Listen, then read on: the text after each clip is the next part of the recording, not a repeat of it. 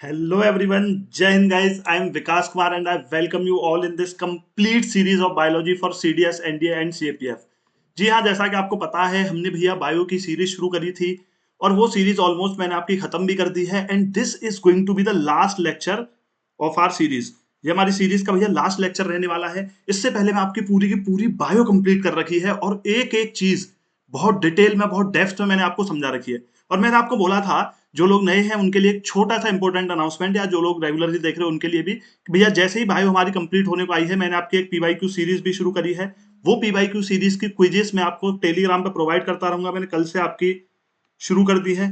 तो भैया जो भी लोग टेलीग्राम ग्रुप पर नहीं हो please do join the Telegram. यहाँ पे भैया मैं आपको बहुत ही तरीके से सारे के सारे पीवाईक्यूज देता हूँ, चाहे वो आपके सीडीएस के हों चाहे सीएपीएफ के हों। जितने भी पीवाईक्यूज अब तक आपके एग्जाम में आए हैं वो सारे पीवाईक्यूज आपके यहाँ मिलते रहेंगे। तो देखो जरा भैया सिंपल सी बात है, कुछ करना नहीं है, बस फटाफट से लेक्चर्स लगाओ।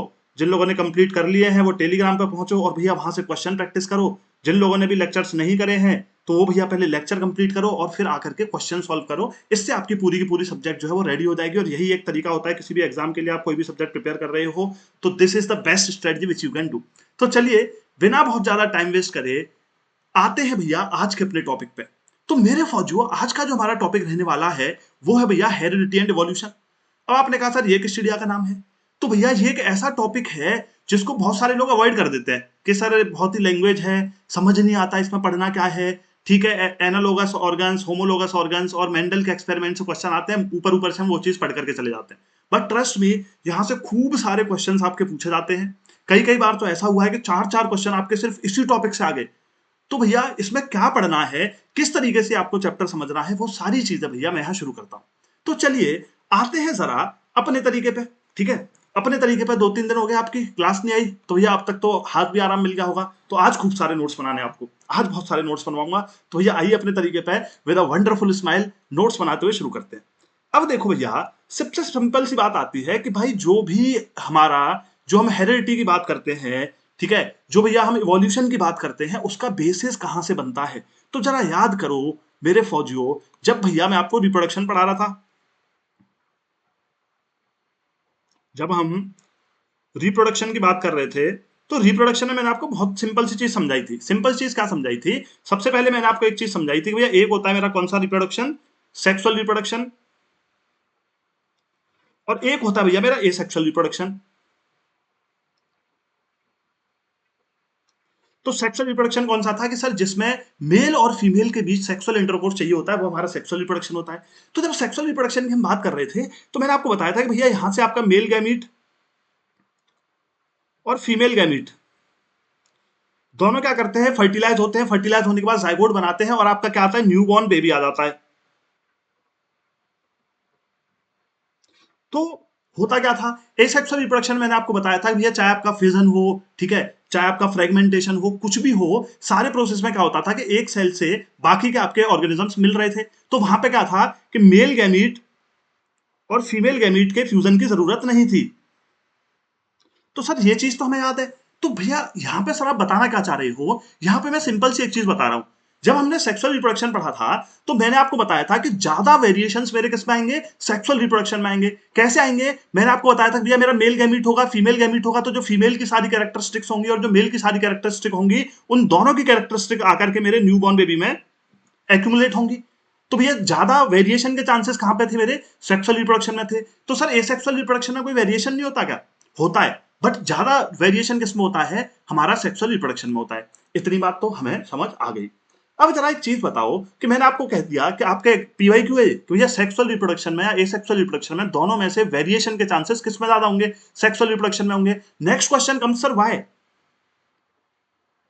ऐसा होगा तो ठीक है, पर हमारे पढ़ने का तरीका है भैया होगा क्यों। तो मैंने आपको समझाया था कि जब भी मेरा मेल गैमीट और फीमेल गैमीट फर्टिलाइज होता है तो जो इनहेरिटेंस की इंफॉर्मेशन वो होती है वो किसके पास होती है, डीएनए के पास होती है। डीएनए का फंक्शनल सेगमेंट कौन होता है, जीन्स होते हैं। अच्छा, तो होता क्या है कि जब भी नया न्यूबॉर्न, जब आपका कोई भी नया डुप्लीकेशन बनता है उसमें क्या होता है, डीएनए की कॉपिंग होती है। And there is always some error in the DNA copying. 100% correct DNA copying नहीं होती, there is always some error and this error becomes the basis of variation this becomes the basis of variation, और इसी variation की वजह से क्या होता है कि भैया आगे चल करके यही वेरिएशन जो है वो बेसिस बनेंगे मेरे किसके, इवोल्यूशन के। तो आई होप इतनी चीज तो सबको क्लियर होगी कि हाँ सर ये बेसिक मोटी मोटी बात हमें पता थी। अब इसी पे आपके सारे क्वेश्चंस बनवाऊंगा मैं आगे। तो भैया आपकी हमें सबसे पहले समझ आ गया कि sir sexual reproduction has more chances कि वेरिएशन ज्यादा होंगे। एसेक्सुअल रिप्रोडक्शन में वेरिएशंस होते हैं बट इतने नहीं होते, क्योंकि क्या है वहां पे दो सेल्स मर्ज नहीं हो रहे आपके।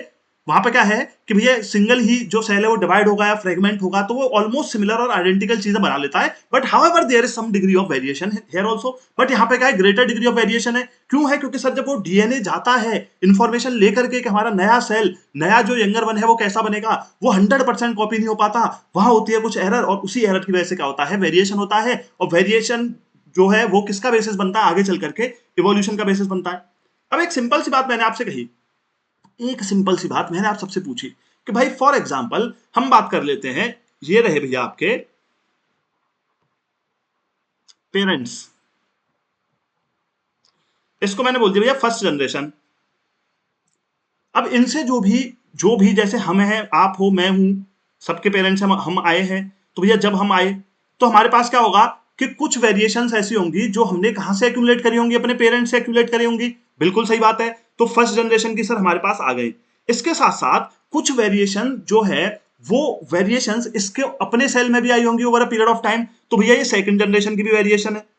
तो जब जब मेरा इससे जो न्यूबॉर्न बेबी बनेगा, जो कल को चल करके आपके बच्चे होंगे, ठीक है, आपकी बच्चियां होंगी, अब बड़े खुश हो जाते तो शादी वादी के नाम पे तो ज्यादा खुश नहीं होना, चलो ठीक है। तो उनमें क्या होगा कि सर ये फर्स्ट जनरेशन की वेरिएशन और सर सेकंड जनरेशन की वेरिएशन, ये दोनों तो आएंगी ही, और ये खुद की भी अपनी कुछ क्या करेगा, वेरिएशंस लेकर के आएगा। So over a period of time, generation after generation, over a huge period of time, ये क्या होती जाती है सर, ये वेरिएशन जो है वो एक्यूमुलेट होते जाते हैं, और इन्हीं वेरिएशन की वजह से क्या होता है, इवोल्यूशन होता है। अब जरा सिंपल सी बात है, 3 पॉइंट समझाया मैंने आपको पहले के सेक्सुअल रिप्रोडक्शन में ज्यादा चांसेस होते हैं किसके, वेरिएशन के। क्यों होते हैं? क्योंकि there is some error in the DNA copying, चाहे सेक्सुअल रिप्रोडक्शन हो चाहे एसेक्सुअल हो, दोनों में एरर रहती है। बट ज्यादा किसमें होती है, एसेक्सुअल में, क्योंकि दो सेल्स, डिफरेंट सेल्स, दो डिफरेंट एक्सपीरियंसेस वहां पर मिले रहते हैं। तीसरी चीज मैंने आपको बताई कि ये जनरेशन आफ्टर जनरेशन वो वेरिएशन बढ़ती जाएगी। अब सवाल ये आता है कि सर जो मेरी variation I, sir is it always beneficial, is it always beneficial, क्या पॉजिटिव ही होगी? नहीं भैया, ये पॉजिटिव भी हो सकता है और ये नेगेटिव भी हो सकता है। अब सर ये पॉजिटिव है कि नेगेटिव है, इसको कौन डिसाइड करेगा? This will be by the natural selection. जो आपका एनवायरमेंट है वो नेचुरली सेलेक्ट करेगा, जिस वेरिएशन को वो ज्यादा अच्छे से सेलेक्ट कर रहा है, वो ज्यादा अच्छे से अडेप्ट कर पाएगी, वो है भैया पॉजिटिव वेरिएशन। और जिसको नेचुरली सेलेक्ट नहीं कर रहा है वो है नेगेटिव वेरिएशन। और भैया evolution takes place by the process of natural selection, ये किसने बोला था? डार्विन साहब ने। उन्होंने जेनेटिक वाले फिनोमिना को नहीं समझ पाए थे, बट उन्होंने ये बोला था कि नेचुरल सिलेक्शन से सारा का सारा एवोल्यूशन हुआ है। बट इसी टाइम पे क्या हुआ, इस टाइम पे एक और आपके साइंटिस्ट रहते थे जिन्हें बोलते हैं मेंडल। तो मेंडल क्या है, मेंडल एक्सपेरिमेंट कर रहे थे कि भैया जो भी वेरिएशन आ रहे हैं वो किसके बेसिस पे आ रहे हैं, जेनेटिक वेरिएशन। और भैया डार्विन क्या कह रहे थे कि इवोल्यूशन जो होता है वो किससे होता है, नेचुरल सिलेक्शन से। अब इतना अच्छा दोनों के बीच में कॉम्बो नहीं था, इतनी भैया इतना कम्युनिकेशन नहीं था कि दोनों अपनी थ्योरी को कंबाइन नहीं कर पाए। बट बाद में चल करके जब हमने इनकी दोनों की थ्योरी कंबाइन करी तो हमें समझ आ गया कि भैया हमारा इवोल्यूशन, हमारा वेरिएशन किससे हो रहा है, both by the genetic modification and by the natural selection. जब इन दोनों की थ्योरीज मिलेंगी तो मैंने अब यहाँ पे आपका एक बेस बना दिया। मैंने क्या करा, मैंने आपका मजे मजे में एक बहुत तगड़ा बेस बना दिया जहां से आपको समझ आया कि वेरिएशन आते क्यों हैं। अब इसी के बेसिस पे हम अपना आगे का पूरा चैप्टर जो है ना वो लेकर के चलेंगे बहुत अच्छे से। तो आइए जरा सबसे पहले देख लेते हैं ये क्या कह रहे हैं हमसे। हमें सब पता है कि भैया जो भी इनहेरिटेंस होगा प्रीवियस जनरेशन से वो एक बेसिक बॉडी डिजाइन देगा, हमने कहा दे देगा, क्या क्या दिक्कत है, हमें कोई दिक्कत नहीं है। उसके बाद क्या होगा, कुछ चेंजेस उसमें होंगे, हमने कहा ठीक है। फिर उसकी जो नई जनरेशन रिप्रोड्यूस करेगी उसमें और भी ज्यादा चेंजेस होंगे। जैसे फॉर एग्जाम्पल ये मेरी फर्स्ट जनरेशन है, अब इसके दो ऑफ स्प्रिंग थे तो दोनों में क्या है, वेरिएशन है। आप देख रहे हो रेड वेरिएशन, ये ग्रीन वेरिएशन। अब जो अगली जो जनरेशन आएगी उसमें ये वेरिएशन तो रहेगा ही, आप ग्रीन देख रहे हो यहाँ, बट इसके साथ साथ और भी वेरिएशंस ऐड होते जाएंगे जनरेशन आफ्टर जनरेशन। हमने कहा ठीक है, the second generation will have differences जो उन्होंने इनहेरिट करे फर्स्ट जनरेशन से, एज वेल एज जो नए डिफरेंसेस उनके पास आए। हमने कहा इस चीज में तुम्हें कोई दिक्कत ही नहीं है। जैसे जब भी हमारा कोई बैक्टीरिया डिवाइड करता है तो बैक्टीरिया जब डिवाइड करेगा there will always be inaccuracy in the DNA copying, और यही क्या होता है, सेक्सुअल रिप्रोडक्शन जब होता है तो ग्रेटर डाइवर्सिटी होती है, क्योंकि दो लोग इन्वॉल्व रहते हैं इनहेरिटेंस के लिए, तो वहां पे ज्यादा चांसेस रहते हैं वेरिएशन के। मैं ऑलरेडी समझा चुका हूं। आपने कहा ठीक है, क्या ये जितने भी वेरिएशन होते हैं, जितने भी वेरिएशन से जो ऑफस्प्रिंग जो स्पीसीज बनती हैं, क्या सबके इक्वल चांस है सर्वाइवल इन द एनवायरमेंट के? आपने कहा सर बिल्कुल इक्वल चांसेस नहीं है। कुछ तो क्या होंगे भैया, पॉजिटिव वेरिएशन होंगे। Depending on the nature of variation different individuals would have different kind of advantage. जैसे कि आपका बैक्टीरिया है, he can withstand heat, will survive better in heat wave as we have discussed earlier. अब हमेशा इस चीज को याद रखना, हमें लगता है we humans are the most complex, but क्या ये हम मोस्ट कॉम्प्लेक्स हैं? भैया ऐसे ऐसे बैक्टीरिया जो आपके अंटार्कटिका में मिल रहे हैं इतने लो टेम्परेचर पे, ऐसे ऐसे बैक्टीरिया जो बहुत हीट में मिल रहे हैं, क्या आप सर्वाइव कर सकते हो? नहीं। तो कभी भी इस चीज को आपको क्या करना है, मिसकंफ्यूजन नहीं होना कि we are the most advanced organism. तो भैया नेचुरल सिलेक्शन से जैसे जैसे over a period of time चीजें हुई, सब अपने आप में एडवांस होते चले गए। आपने कहा ठीक है, selection of variants by environmental factors form the basis for evolutionary process as we will discuss in the later sections. तो ये जैसे मैंने आपको बताया कि जो वेरिएशंस हैं उनको एनवायरमेंटल फैक्टर सेलेक्ट करते हैं और वो बेसिस बनते हैं किसके, इवोल्यूशन के। इतनी बात क्लियर, ये हुआ हमारा इंट्रोडक्शन। अच्छा, अब बात करेंगे हेरिडिटी की। पहले पढ़ेंगे हेरिडिटी, फिर पढ़ेंगे भैया इवोल्यूशन। अब देखो हेरिडिटी का मतलब क्या होता है। हेरिडिटी का मतलब होता है कि all those things, all those characteristics which we acquire from our ancestors. तो भैया हमने अपने एंसेस्टर से जो भी चीजें एक्वायर करी उसको हम क्या बोल देते हैं, हेरिडिटी। कई बार आप बोल देते हो भैया ठीक है आपको हेरिडिटी में इतनी दौलत मिल गई, जायदाद मिल गई, बट हम यहाँ किसकी बात कर रहे हैं, बायोलॉजिकल हेरिडिटी की बात कर रहे हैं कि जो भी भैया जब हमारा रिप्रोडक्शन होगा तो उनसे हमें सेम बॉडी डिजाइन मिली, क्या क्या कैरेक्टरिस्टिक उनसे मिली, क्या क्या ट्रेड्स हमें मिले, उनको हम उसको बोल देते हैं हेरिडिटी। जैसे फॉर एग्जांपल, ये बहुत कॉमन एग्जांपल आपके एनसीईआरटी में दिया हुआ है, please try to understand this thing, क्योंकि एग्जामिनर पूछ सकता है कि भैया कई बार आपने देखा होगा अपने आसपास, अगर आप अपने दोस्तों को देखो तो दो तरीके के वेरिएंट्स ह्यूमंस में आपको मिलते हैं। एक तो ऐसा होगा जिसका फ्री ईयरलोब होगा, जैसे मेरा है, मेरा फ्री है बिल्कुल, ठीक है, यहां से ईयरलोब देख रहे हो, it is completely free. But कुछ ऐसे ऑर्गेनिजम्स, कुछ ऐसे ह्यूमन बींग्स आपको देखने को मिलेंगे जिनका क्या है, अटैच्ड रहेगा, उनके पीछे की साइड से अटैच्ड रहेगा, as you can see in this diagram. So ये क्या है, ये भैया कुछ ऐसे ट्रेड्स हैं जो आपको ह्यूमंस में ओपनली देखने को मिल जाएंगे। तो अगर आपका एग्जामिनर यहीं से क्वेश्चन बना देगा भैया फ्री एंड अटैच्ड ईयरलोब्स जो है किसका एग्जाम्पल है, कि भैया ये वेरिएशंस का, दो वेरिएंट्स का एग्जाम्पल है जो ह्यूमन बींग्स में पाए जाते हैं। तो हेरिडिटी तो हमें समझ में आ गई। इसी को बोलते हैं हम इनहेरिटेड ट्रेड्स, इसी को बोलते हैं हम इनहेरिटेड ट्रेड्स। इनहेरिटेड ट्रेड्स और एक्वायर्ड ट्रेड्स दो तरीके की बातें होती हैं। तो चलिए जरा शुरू करते हैं सबसे पहले इनहेरिटेड से। इनहेरिटेड में क्या होता है, कुछ हमें सिमिलरिटीज मिलती हैं अपने पेरेंट्स से, कुछ हमें मिल जाते हैं भैया डिफरेंसेस। ठीक है, कि child bears all the basic features of a human being, है ना। ऐसा तो नहीं होगा कि किसी के भैया सूंड निकल आई, ठीक है, जैसे बोल देते हैं व्हाट्सएप ग्रुप पे कि भैया उसका उस गांव में जो है एक गाय ने बच्चे को जन्म दिया, वो ह्यूमंस की तरह दिखता है। क्या ये बायोलॉजिकली पॉसिबल है? इम्पॉसिबल है, ये सब अफवाहें होती हैं। तो यह हम सिमिलर होते हैं, इनहेरिटेड ट्रेट्स आती हैं। However it does not look exactly like it parents and human population show a great deal of variation. हम क्या करते हैं, बहुत सारे वेरिएशन शो करते हैं।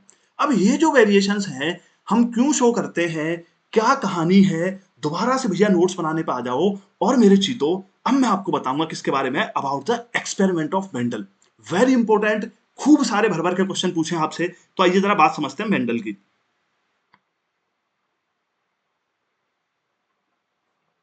तो भैया एक हमारे बायोलॉजिस्ट थे मेंडल, उन्होंने क्या क्या चीजें करी।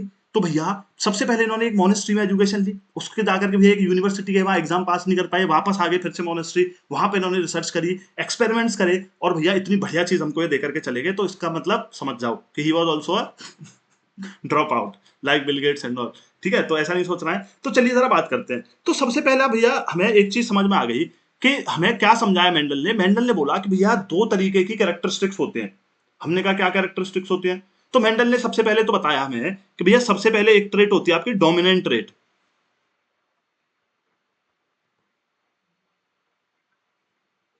और एक होती है भैया रिसेसिव।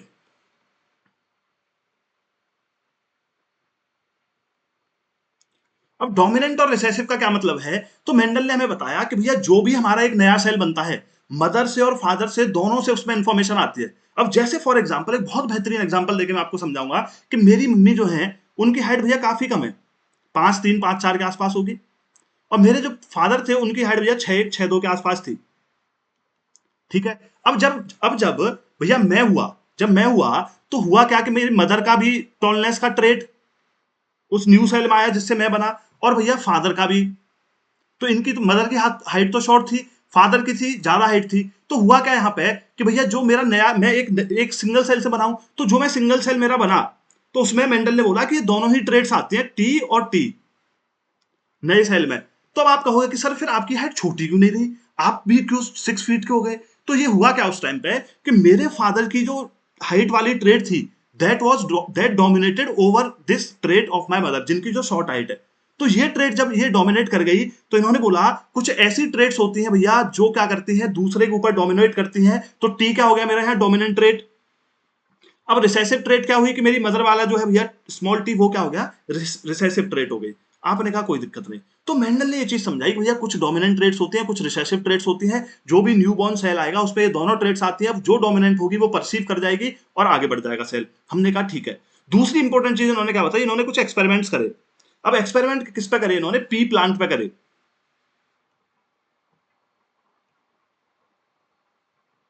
जो आपका मटर का पेड़ होता है उस पर एक्सपेरिमेंट करें। इन्होंने क्या करा कि भैया टॉल प्लांट्स लिए। इन्होंने क्या करे, टॉल प्लांट्स लिए, बहुत ध्यान से समझना मेरी बात को, यहां से क्वेश्चन पूछता है। टॉल प्लांट्स लिए, तो टॉल को मैं टी से सिग्निफाई कर रहा हूं। टॉल प्लांट्स लिए, आपने कहा कोई दिक्कत नहीं सर। इन्होंने क्या करा, अब भैया इनका रिप्रोडक्शन करवाया, किससे, शॉर्ट प्लांट लिए। शॉर्ट प्लांट लिए, तो इन्होंने देखा कि भैया इसका जो रिजल्टेंट है उसमें मेरी चार नए प्लांट्स बनेंगे। कौन कौन से, कि भैया टी टी, टी टी। आप कहोगे सर ये आप कैसे कर रहे हो, तो इसमें क्या करना है आपको, क्रॉस मल्टीप्लीकेशन करना है, जैसे आप बचपन में करते थे, और यहीं से आपका एग्जामिनर क्वेश्चन फेंकता है। देखो मैंने क्या करा, टी इंटू टी, ठीक है। फिर इस टी को सेकंड टी के साथ कंबाइन करा, फिर मैंने दूसरी टी को फर्स्ट टी के साथ और दूसरी टी को सेकंड टी के साथ। तो यहाँ पे मैं क्या कर रहा हूँ, क्रॉस मल्टीप्लीकेशन से आप ये सारी की सारी चीजें कैलकुलेट करोगे, कई बार क्वेश्चन पूछता है। तो उन्होंने कहा कि ये है भैया मेरी F1 प्रोगेमी, मतलब फैमिली वन। तो इन्होंने कहा कि जब मैंने भैया टॉल प्लांट्स और शॉर्ट प्लांट्स के बीच में क्रॉस पॉलिनेशन कराया, और उनकी जो फर्स्ट जनरेशन प्रोग्रामिंग मिली, उसमें क्या था कि चारों के चारों टॉल थे, एक भी शॉर्ट प्लांट नहीं था। तो दूसरा क्वेश्चन आता है, अगर आपका एग्जामिनर पूछा आपसे, बहुत बहुत ध्यान से सुनना मेरी बात को, कि भैया पहली कंडीशन F1 प्रोग्रामिंग में क्या हुआ कि सर चारों के चारों टॉल थे।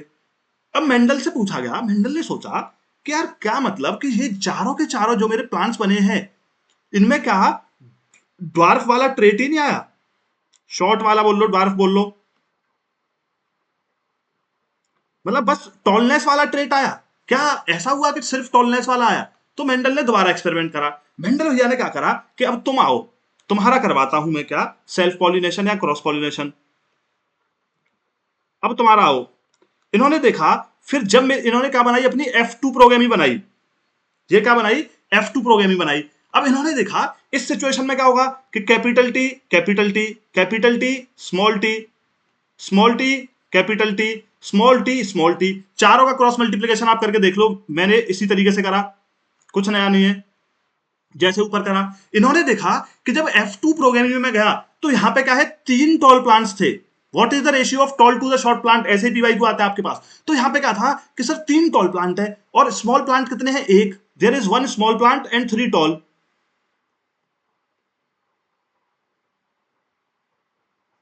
अब मेंडल के दिमाग की बत्ती जली। तो जो दूसरी चीज मैंने आपको बताई कि सबसे पहले तो उन्होंने क्या बोला कि भैया एक होती है डोमिनेंट ट्रेट और एक होती है रिसेसिव ट्रेट। तो इसमें डोमिनेंट ट्रेट कौन सी है, कैपिटल टी, इसीलिए सब टॉल थे। दूसरा सवाल आया कि क्या सर शॉर्टनेस वाली ट्रेट ही नहीं आई नए सेल में, नए प्लांट में। तो आप आंसर क्या दोगे कि दोनों ही ट्रेट्स आती हैं, सिर्फ जो डोमिनेंट ट्रेट होती है वो हमें दिखती है, वरना शॉर्टनेस वाली भी ट्रेट रहती है। वो हमें कैसे पता लगा, जब हमने इसकी F2 प्रोग्रामिंग देखी, जब हमने क्या करा, इसकी F2 प्रोग्रामिंग देखी, तो आपने कहा सर इसमें मेरे पास एक शॉर्ट प्लांट आ गया। तो इसी तरीके के क्वेश्चन आपको एग्जाम में देता है। क्वेश्चन कहां मिलेंगे आपको, टेलीग्राम पे मिलेंगे। मैं टॉपिक बाय टॉपिक करा रहा हूं, वहां पे आपको अंदाजा लग जाए। कोई भी कंफ्यूजन हो, डिस्कस इन द ग्रुप और मेरे से पूछो। तो यहाँ पे दो इंपॉर्टेंट चीजें मैंने आपको बता दी कि मेंडल की सबसे पहले बात कि सर एक तो डोमिनेंट ट्रेट और एक रिसेसिव ट्रेट की बात करी। दूसरा इन्होंने बताया कि भैया क्या रिसेसिव ट्रेट परसीव नहीं करती अगले सेल में, तो आप बोलोगे both the traits perceive, both the traits perceive. और वो हमें कब पता लगा, जब हम F2 प्रोग्रामिंग देखते हैं। तो ये चीज इन्होंने बोला। अच्छा, इसके साथ साथ जो सबसे इंपॉर्टेंट आपका एग्जामिनर आपसे पूछ सकता है, मेंडल ने क्या करा, फिर मेंडल ने और भी कैरेक्टरिस्टिक्स ली। मेंडल ने क्या करा, और भी कैरेक्टरिस्टिक्स लिए। और कैसी कैरेक्टरिस्टिक लिए कि भैया इन्होंने सीड्स देखे, ठीक है, कि भैया एक टॉल प्लांट है, उसके राउंड सीड्स है, ठीक है, एक स्मॉल प्लांट है, उसके रिंकल्ड सीड्स हैं, ठीक है, उसके कैसे हैं, रिंकल्ड सीड्स हैं। तो आपने कहा अच्छा, और भैया ये जो सीड था मेरा वो ग्रीन था, वो कैसा था, ग्रीन, मैं स्मॉल जी लिख लेता हूं, और इसके जो थे वो कैसे थे, येलो। इसको भी बाई लिखता हूं मैं, इसके कलर को बताता हूं क्यों, समझना अभी बात को समझना। मैंने लिखा है स्मॉल बाई। अब यहां पे मैं क्या कहना चाहता हूं, T denotes the tall, short, R denotes the किसको, कि भैया राउंड और रिंकल। अब जो मैंने कैपिटल लिखा है उसका मतलब है वो कैपिटल ट्रेट है। कैसी ट्रेट है, डोमिनेंट ट्रेट है। स्मॉल बाई मतलब ये ग्रीन कलर, बट डोमिनेंट कौन सा है, येलो कलर है। इन्होंने कहा आइए जरा अब इनकी कहानी रचते हैं, इन्होंने कहा आइए जरा इनकी कहानी रचते हैं। तो इन्होंने क्या करा भैया जी, बात को समझना, इन्होंने राउंड सीड्स लिए, राउंड एंड ग्रीन। हमने कहा ठीक है, इनका क्रॉस पॉलिनेशन करवाया, किससे, रिंकल्ड, मैं स्मॉल आर ले लेता हूं डब्ल्यू की जगह, रिंकल्ड और येलो। जब इनका भैया राउंड एंड ग्रीन सीड्स का, जब रिंकल्ड एंड येलो सीड से क्या हुआ, क्रॉस पॉलिनेशन हुआ, तो भैया मेरे पास जो प्रोगेमी बन रही थी, मेरे पास क्या प्रोगेमी बनेगी, आर बाई, और दूसरी बनेगी भैया मेरी कौन सी, आर और बाई। मैंने जब सेल्फ पॉलिनेशन करवाया तो यही मेरे पास एक कैरेक्टरिस्टिक बचेगी, तो भैया दो प्लांट आए मेरे किस में, F1 जनरेशन में। आपने कहा ठीक है। अब भैया जब मैंने इन दोनों का क्रॉस पॉलिनेशन करवाया, ऊपर क्या था, सेल्फ पॉलिनेशन था, अब मैंने इन दोनों को कंबाइन करा। अब मैंने जब इन दोनों को कंबाइन करा तो मैंने देखा मेरे पास क्या आएगा, R R by by, R R by by. अब आपने कहा कि ये मेरा कैसा प्लांट होगा, सर ये राउंड होगा, इसके सीड्स कैसे होंगे, ठीक है, कैसा कलर होगा, कैसा कलर होगा, आपने बोला सर येलो कलर होगा। मैंने पूछा क्यों, मैंने पूछा आपसे क्यों, तो आपने कहा सर वो इसलिए क्योंकि आपने हमें बता दिया था कि राउंड और येलो क्या है, डोमिनेंट ट्रेट्स हैं। फिर मैंने आपसे पूछा कि ग्रीन क्या इन्होंने ग्रीन और रिंकल्ड वाली कैरेक्टरिस्टिक भी अभी इनके पास होगी, आप क्या आंसर दोगे, यस सर। दिख क्यों नहीं रही, क्योंकि सर दोनों होती है, दिखती वो है जो डोमिनेंट होती है। तो इन्होंने क्या करा, राउंड और रिंकल सीड्स के बीच में सेल्फ पॉलिनेशन करवाया, और उनकी जो F1 प्रोगेमी आई, तो F1 प्रोगेमी में उन्होंने देखा राउंड एंड येलो सीड्स है। इन्होंने कहा ठीक है, किसी प्रकार की कोई दिक्कत नहीं है। अब क्या करेंगे ये भैया, ये फिर से क्या करते हैं हमारे भैया जो है, वो दोबारा से क्या करते हैं, क्रॉस पॉलिनेशन करवाते हैं। आपने कहा ठीक है सर कोई दिक्कत नहीं है, आपने कहा ठीक है कोई दिक्कत नहीं है, तो मैंने लिया आर आर बाई बाई और आर आर बाई और बाई। अब आपने कहा क्रॉस पॉलिनेशन हुआ, तो जब मेरा क्रॉस पॉलिनेशन हुआ तो भैया मेरे पास क्या क्या रिजल्ट्स बनेंगे, आपने कहा सर अगर क्रॉस पॉलिनेशन हो रहा है तो एक तो बनेगा आपके पास सर आर और बाई, एक बनेगा सर आर बाई, एक बनेगा आर बाई, और एक बनेगा स्मॉल आर और स्मॉल बाई, ये कैपिटल है, ठीक है।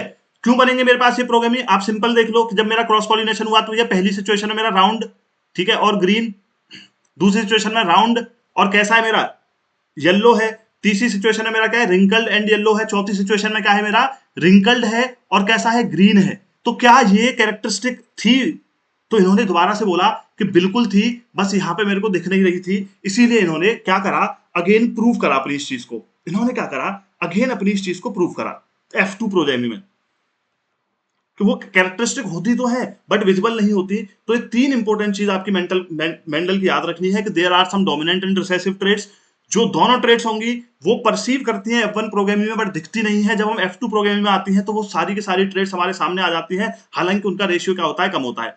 तो सिंपली यहाँ पे हमारे मेंडल ने बता दिया हमें कि भैया जितनी भी ट्रेट्स होती हैं they are independently carried, they are independently carried, कि पहले हमने देखा किस पे, किसके बेसिस पे, टॉल और शॉर्ट के बेसिस पे। अब हमने देखा किस पे, राउंड, येलो, रिंकल और ग्रीन के बेसिस पे। तो सारी की सारी कैरेक्टरिस्टिक प्लांट में जो है वो सेम टाइम पे इंडिपेंडेंटली परसीव करती हैं। तो इससे हमें क्या समझ में आया कि भैया जो भी डीएनए कॉपिंग होती है उसमें जितने भी नंबर ऑफ क्रोमोसोम्स होते हैं वो अलग अलग इंफॉर्मेशन लेकर के जाते हैं both from the male and the female gamete, जाकर के एक्वायर होती है, जो डोमिनेंट ट्रेट होती है वो परसीव हो जाती है और same number of chromosome store हो जाते हैं और इसी से भैया क्या होता है आगे का वेरिएशन और रिप्रोडक्शन इसी तरीके से हमारा चलता है। ये था आपके मेंडल भैया का एक्सपेरिमेंट। अब जरा ये कुछ डायग्राम देख लो। अब जरा बात को समझो। The rule for inheritance of such traits in human beings are related to the fact that both the father and mother contribute equal amount of genetic material। बता दिया मैंने। इसका मतलब क्या है, each trait is influenced by both parental and maternal DNA। आपने कहा ठीक है, तो जो भी ट्रेट आएगी there will be two versions in each child। मैंने बोला ना शॉर्ट और टॉल, मेरे मदर और फादर के दोनों ट्रेट थे। For each trait there will be two versions। What will the trait seen in the child भी। तो मेंडल ने बोला worked out main rules of such inheritance and it is interesting to look. हमने कहा ठीक है। Mendel used a number of contrasting visible characteristics of garden peas, round wrinkle seeds, tall short white violet flowers, सब कुछ इन्होंने लिया। He took pea plants with different characteristic. इन्होंने क्या लिया, सबसे पहले एक टॉल लिया एक शॉर्ट लिया, उनकी प्रोगेनी बनाई। जब उनकी प्रोगेनी बनाई और कैलकुलेट करा कि टॉल और शॉर्ट प्रोगेनी कितनी होंगी, तो मैंने आपको बताया कि टॉल टॉल और शॉर्ट से आप कराओगे तो पहली जनरेशन में आपके चारों के चारों क्या आएंगे, टॉल आएंगे। दूसरी जनरेशन में क्या होगा, जब क्रॉस पॉलिनेशन कराओगे कि भैया आपका 3:1 का रेशियो आएगा बिटवीन टॉल एंड शॉर्ट। ये पीवाई को आपका याद रखना। हमने कहा ठीक है। और वो कब विजिबल होगा, दो जनरेशन में। तो फर्स्ट प्लेस में क्या होगा, F1 प्रोग्राम में नो मीडियम हाइट प्लांट्स आपको देखने को मिलेंगे, सारे के सारे टॉल रहेंगे। इसका मतलब क्या है, only only one of the parental traits was scene. जैसे मैंने बोला ना कि मेरे फादर टॉल थे, मदर की शॉर्ट हाइट है मेरी, तो मेरे अंदर कौन सी ट्रेड दिखी, सिर्फ एक ट्रेड दिखी, बिल्कुल दिखी। Not the mixture of two. So the next question was were the tall plants in the F1 generation exactly the same as tall as of the parental generation. कि भैया क्या उनके अंदर सेम चीज थी, क्या वो ड्वार्फ वाला ट्रेड नहीं गया। दूसरा सवाल आया। तो Mendelian experiment test this by getting both the parental plants and these F1 tall plants to reproduce by self pollination. अब इन्होंने क्या करा, दूसरी जनरेशन ली। दूसरी जनरेशन में क्या देखा, progeny of the F1 tall plants are not all tall. Instead, 1/4 यानी कि 1 of 4 are short. This indicates that both the tallness and shortness traits were inherited in the F1 plant। यही तो मैं आपको समझा रहा हूं बार बार। बट ओनली टॉलनेस ट्रेट जो है वो एक्सप्रेस हुई थी। तो मेंडल ने सिंपल सी बात बोल दी, propose that two copies of factor controlling traits are present in sexually reproducing organism. These two may be identical or may be different depending on the parentage. A pattern of inheritance can be worked out with this assumption। जो मैंने आपको चीजें समझा दी। आपने कहा ठीक है। अब इस एक्सप्रेशन में क्या हुआ कि टीटी और टीटी दो आपके टॉल प्लांट्स बने, ठीक है, और स्मॉल टी का है शॉर्ट प्लांट था। हमने कहा ठीक है। इन अदर वर्ड्स एक सिंगल कॉपी टी की एनफ है प्लांट को टॉल बनाने के लिए, और while both copies have to be T for the plant to be short. तो जो ट्रेड्स होती हैं लाइक कैपिटल टी उन्हें क्या बोलता हूं, डोमिनेंट ट्रेड्स। जो होती है लाइक स्मॉल टी उन्हें क्या बोलते हैं हम, रिसेसिव ट्रेड्स। अब जैसे आप इसको देखो, आप इसको देखो, मैंने आपसे बोला ये मेरा वायलेट फ्लावर है, ये व्हाइट फ्लावर है, मैंने करवाया क्रॉस पॉलिनेशन। तो मेरा जो पॉलिनेशन क्रॉस पॉलिनेशन में आगे जो प्रोगेनी बनी वो क्या बनी, वो क्या बनी सर, वो कैसी है, मेरी वॉयलेट बनी। मैंने आपसे पूछा कि डोमिनेंट ट्रेड बता सकते हो इसमें कौन सी होगी, तो आप क्या बोलोगे, sir violet is the dominant trait. आपने कहा ठीक है। फिर इनका हमने सेल्फ फर्टिलाइजेशन करवाया, तो हमने देखा 3 वॉयलेट आए और एक कैसा आया, व्हाइट आया। तो डोमिनेंट ट्रेट इसमें कौन सा था, वॉयलेट था। ऐसे सारे एक्सपेरिमेंट हमारे मेंडल भैया ने करे। अच्छा, अब इन्होंने क्या कहा, व्हाट हैपेंस जब पी प्लांट्स जो है वो दो डिफरेंट कैरेक्टरिस्टिक शो करें। एक हमने अभी तो टॉलनेस और डाफ की बात करी, अब इन्होंने क्या करा, दो कैरेक्टरिस्टिक ले ली और उनको एक दूसरे के साथ ब्रीड कराया। अच्छा, तो क्या होगा, tallness and round seeds are thus dominant traits. ठीक है, इन्होंने क्या करा, देखते हैं आगे। But what happens when F1 progeny are used to generate F2 progeny by self pollination. तो मेंडेलियन का जो एक्सपेरिमेंट हुआ will find that F2 प्रोगेमी जो थी टॉल प्लांट्स की with round seeds and some were short plants with wrinkled seeds के कुछ short और wrinkled भी आए in the second generation। हमने कहा okay, however there would be some F2 प्रोगेमी that showed new combination, अलग अलग कॉम्बिनेशन भी दिखे। तो इससे क्या समझ आया, thus the tall short trait and the round seed wrinkled trait are independently inherited। मैंने आपको बता दिया है कि एक भी ट्रेट जो होती है वो सब एक दूसरे से इंडिपेंडेंट होती है, अलग अलग चलती है, अपना एक डिवीजन बना के। ये समझ लो, ऐसा नहीं होगा कि टॉल वाले से रिंकल कंबाइन कर जाएगी, भैया टॉल ट्रेट अपना अलग चलेगी, रिंकल्ड अपना अलग चलेगी, कलर वाली ट्रेट अपनी अलग चलेगी। ठीक है, ये सारी की सारी ट्रेट अपनी इंडिपेंडेंटली इनहेरिट होती है, कहां से, from the parental generation to the childs. बात समझ में आई, सब इंडिपेंडेंटली चलती है। ये पॉइंट याद रखना है बस आपको, यहीं से आपका एग्जाम आपको क्वेश्चन में फंसाएगा। तो ये था भैया मेरा मेंडल का एक्सपेरिमेंट, जहां भी आप देख सकते हो सबसे पहले क्या हुआ, R R by R R by, तो यहां से हमने क्या करा भैया, इनका सेल्फ पॉलिनेशन कराया, तो आर बाई और यहां से आर बाई मेरे पास आया। जो मैंने F1 प्रोग्रामिंग बनाई इन दोनों को क्रॉस करा के, वो आर आर और बाई आई। फिर इन दोनों को जब मैंने आगे चल करके देखा तो मेरे पास क्या क्या बना, वो मैंने आपको यहां बताया, R by R by R by R by. तो यहाँ पे क्या था, मेरे पास राउंड और रिंकल्ड भी आ गए, सॉरी रिंकल्ड एंड ग्रीन भी कुछ ट्रेड्स आप यहाँ पे आ गए थे। तो ये होता है independent inheritance of two separate traits, shape and colour of seeds. ये इंडिपेंडेंटली चलेंगी rather than from the tall and the short. इतनी बात सबको समझ में आई, इतनी बात आपको बस समझनी थी। तो अब तक मैं फटाफट से आपको रिवीजन दे देता हूं।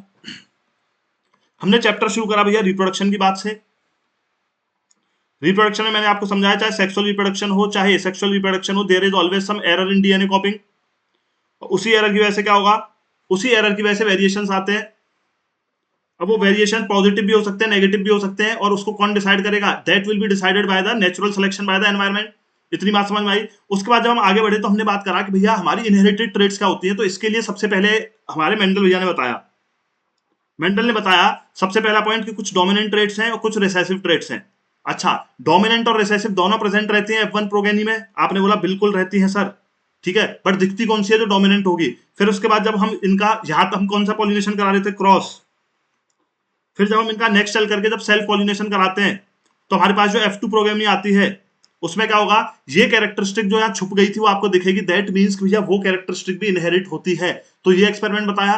दूसरा एक्सपेरिमेंट मैंने आपको बताया कि इंडिपेंडेंटली जो ट्रेड्स है वो जाती हैं भैया, एक्वायर होती हैं from the parental generation to the next generation. Independent होते हैं सारी की सारी ट्रेड्स फ्रॉम ईच अदर। क्या दोनों ट्रेड मिलेंगी, बिल्कुल मिलेंगी। दिखेगी कौन सी, डोमिनेंट वाली दिखेगी। बात समझ में आई। बस इतना मेंडल का याद रखो, एक भी क्वेश्चन नहीं छूटेगा आपका। और ये पता नहीं टॉपिक लोगों को लगता है हार्ड है, क्या पढ़ना है इसमें, भैया मुझे तो बहुत इंटरेस्टिंग लगता है। अभी आगे चलो, एक एक टॉपिक में आपको बहुत प्यार से समझाऊंगा। अच्छा, how do these traits get expressed, कि भैया ये ट्रेड्स जो है वो एक्सप्रेस किस तरीके से होती है। अब आती है बात जरा यहाँ पे।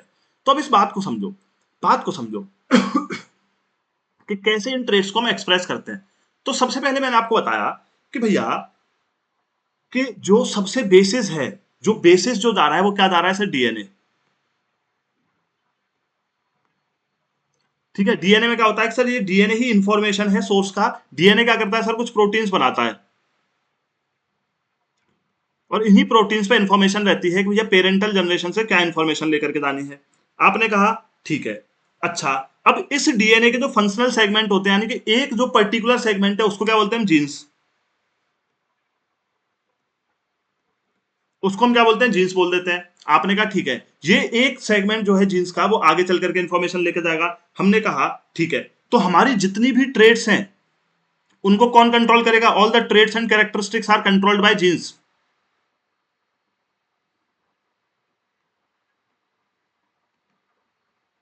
कैरेक्टरिस्टिक्स वो क्या होंगी भैया, जीन से जाएंगी।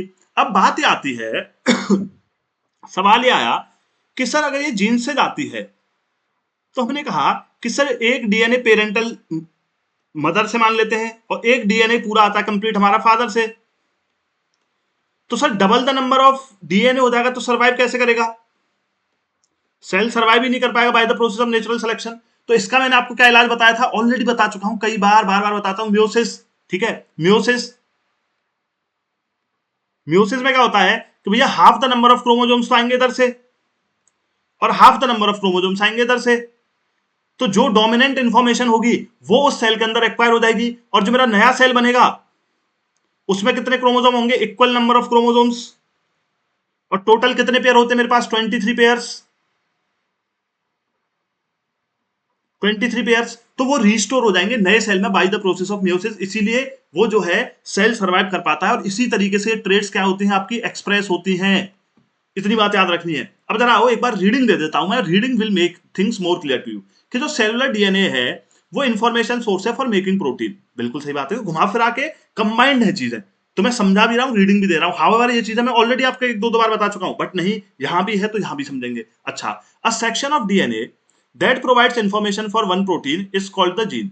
ठीक है, कि एक प्रोटीन जो इंफॉर्मेशन लेके जाता है फंक्शनल सेगमेंट, तो उसको जीन बोल देता हूं। Let us take the example of tallness as a characteristic. We know that plants have hormones that can trigger growth. भैया प्लांट के पास हार्मोन होते हैं। लास्ट ईयर आपका देखो मैं आपका पीवाई क्यू बना रहा था तो पेपर भी रखा हुआ है ये आपको क्वेश्चन पूछा था मैंने कल परसों आपको पढ़ाया कि which one among the following hormones inhibits the growth activity in plants. तो ये कौन सा पढ़ाया था मैंने? एब्सिसिक एसिड पढ़ाया था। ऑक्सिन का है आगे ग्रोथ प्रमोट करेगा जो लाइट की तरफ बेंडिंग होती है।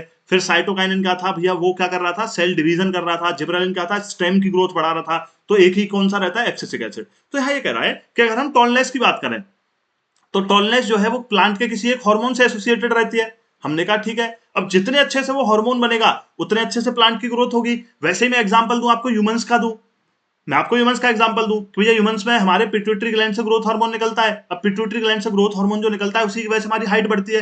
अगर वो ग्रोथ हार्मोन अच्छे से नहीं निकलता तो ड्वार्फिज्म हो जाता है। तो उसी तरीके से वो हार्मोन्स पर डिपेंड करती है टॉलनेस वाली। और हार्मोन जितने अच्छे से निकलेगा, जितना एफिशिएंट होगा, उतना भी आप टॉल बनोगे। और हार्मोन को सीक्रेट होने के लिए क्या चाहिए? एंजाइम चाहिए। और वो एंजाइम कहीं ना कहीं से तो बन रहा होगा, और अगर वो प्रॉपर बन रहा है तो प्लांट विल बी टॉल। और अगर gene for that enzyme has an alteration, कि अब जो जीन्स आई थी, जो पेरेंट से जीन्स आई थी, उस जीन्स में कुछ एल्ट्रेशन है कि वो हार्मोन ही नहीं बन पा रहा, तो प्लांट कैसा हो जाएगा? शॉर्ट हो जाएगा। तो everything depends on what? Genes. ठीक है। दस जीन कंट्रोल कैरेक्टरिस्टिक और ट्रेट की जो भी कैरेक्टरिस्टिक और ट्रेट आ रही है वो किस पे होते हैं? जीन पे होते हैं। जीन क्या है?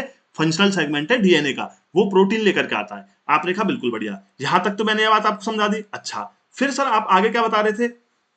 If the interpretations of the Mendelian experiment we have been discussing are correct, then both parents must be contributing equally to the DNA of the progeny during sexual reproduction.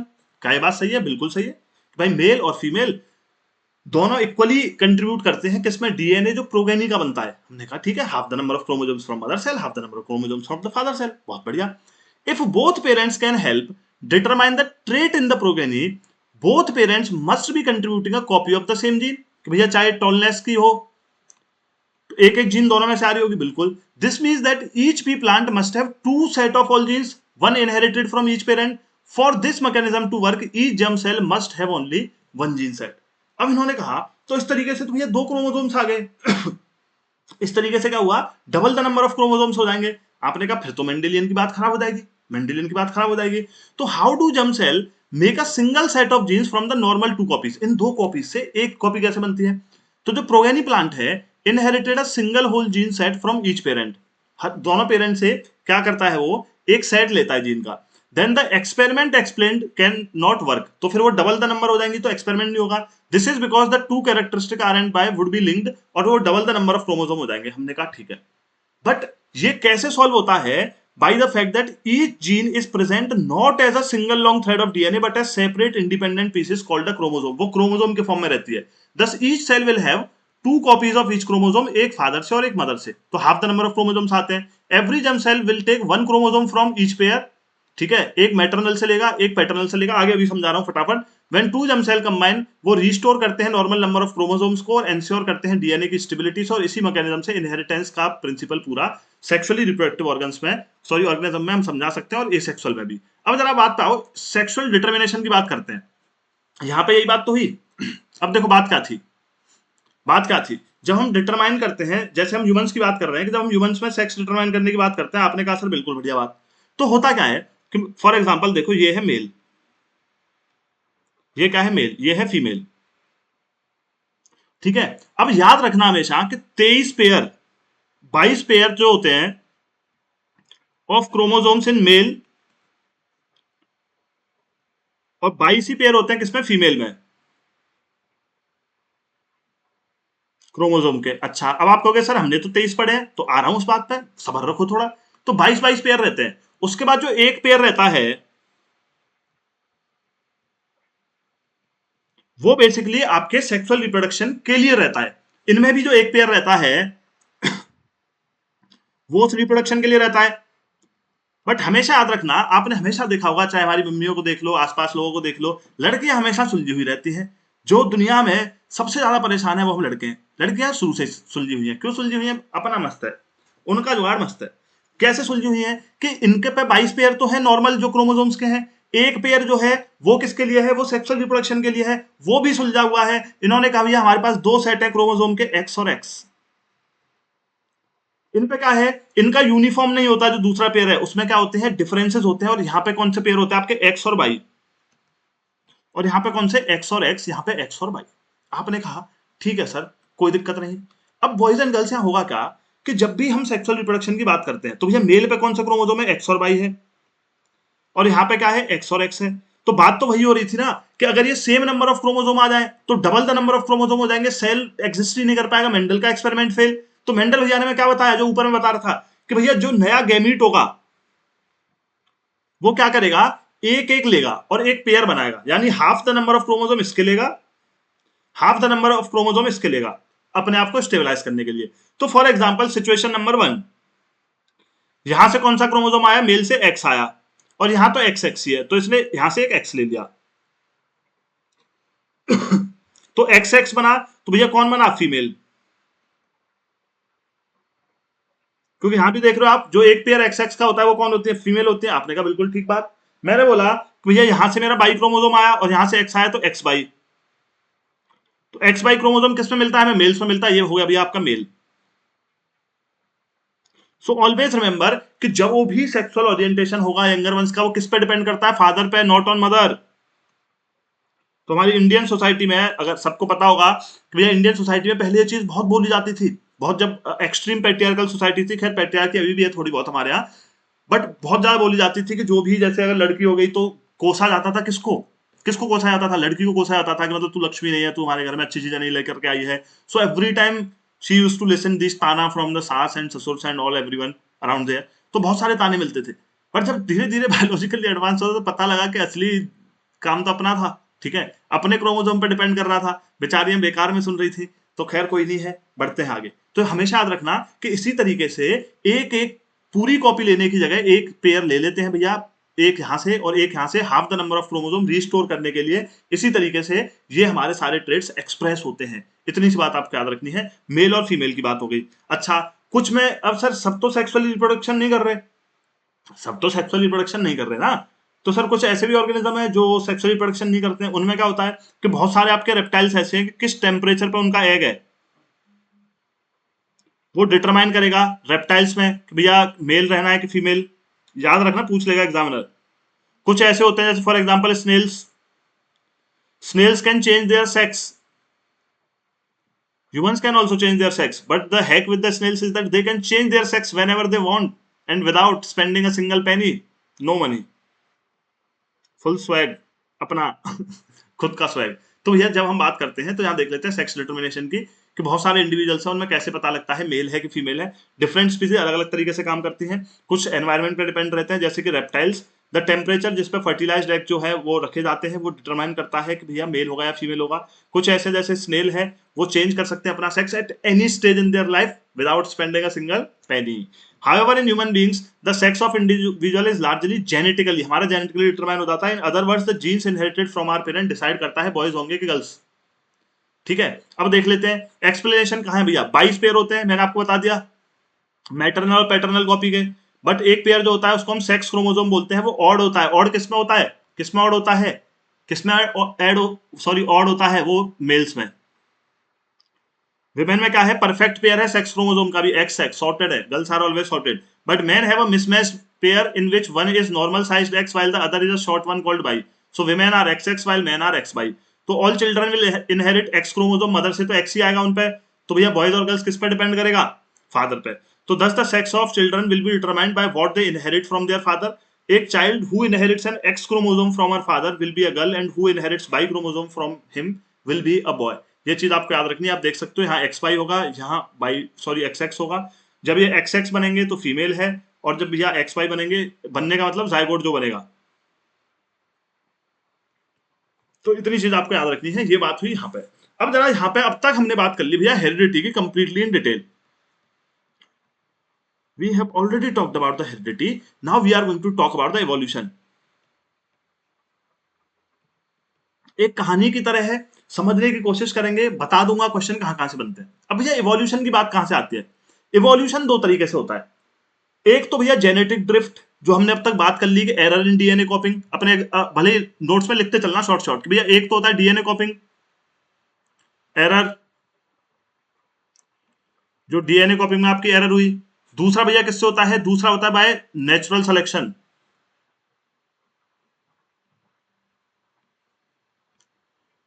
या आप कह लो genetic drift. अब एक कहानी सुनो, एक मस्त कहानी दी आपके एनसीईआरटी में, कहानी सुनो मजा आएगा। तो भैया हमने अब तक समझ लिया इवोल्यूशन कैसे होता है।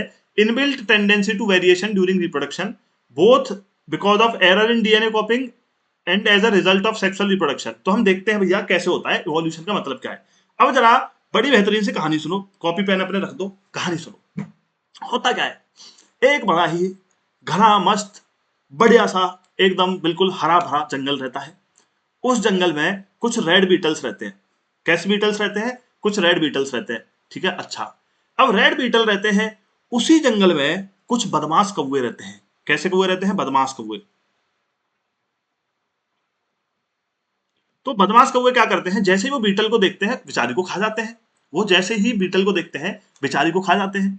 तो over a period of time जैसे जैसे वेरिएशन आता है, होता क्या है, वहां रेड से एक ग्रीन बीटल भी बन जाती है। Over a period of time variation आएगा, एकदम से नहीं। बन गई ग्रीन बीटल, ग्रीन बीटल। अब ग्रीन बीटल बड़ी चालाक। ग्रीन बीटल ने बोला मेरे तो मजे ही मजे। क्यों मजे? हरा पेड़ हरी में, हरा पेड़ हरी में, तो मैं तो दिखूंगी ही नहीं कोए को। ठीक है, मजा आ गया। तो धीरे धीरे क्या हुआ, अब कोए बढ़ते जा रहे हैं वहां, और कोए ढसते जा रहे हैं आपकी रेड बीटल्स को। और ग्रीन बीटल जो है उसको तो कोए खा नहीं रहे।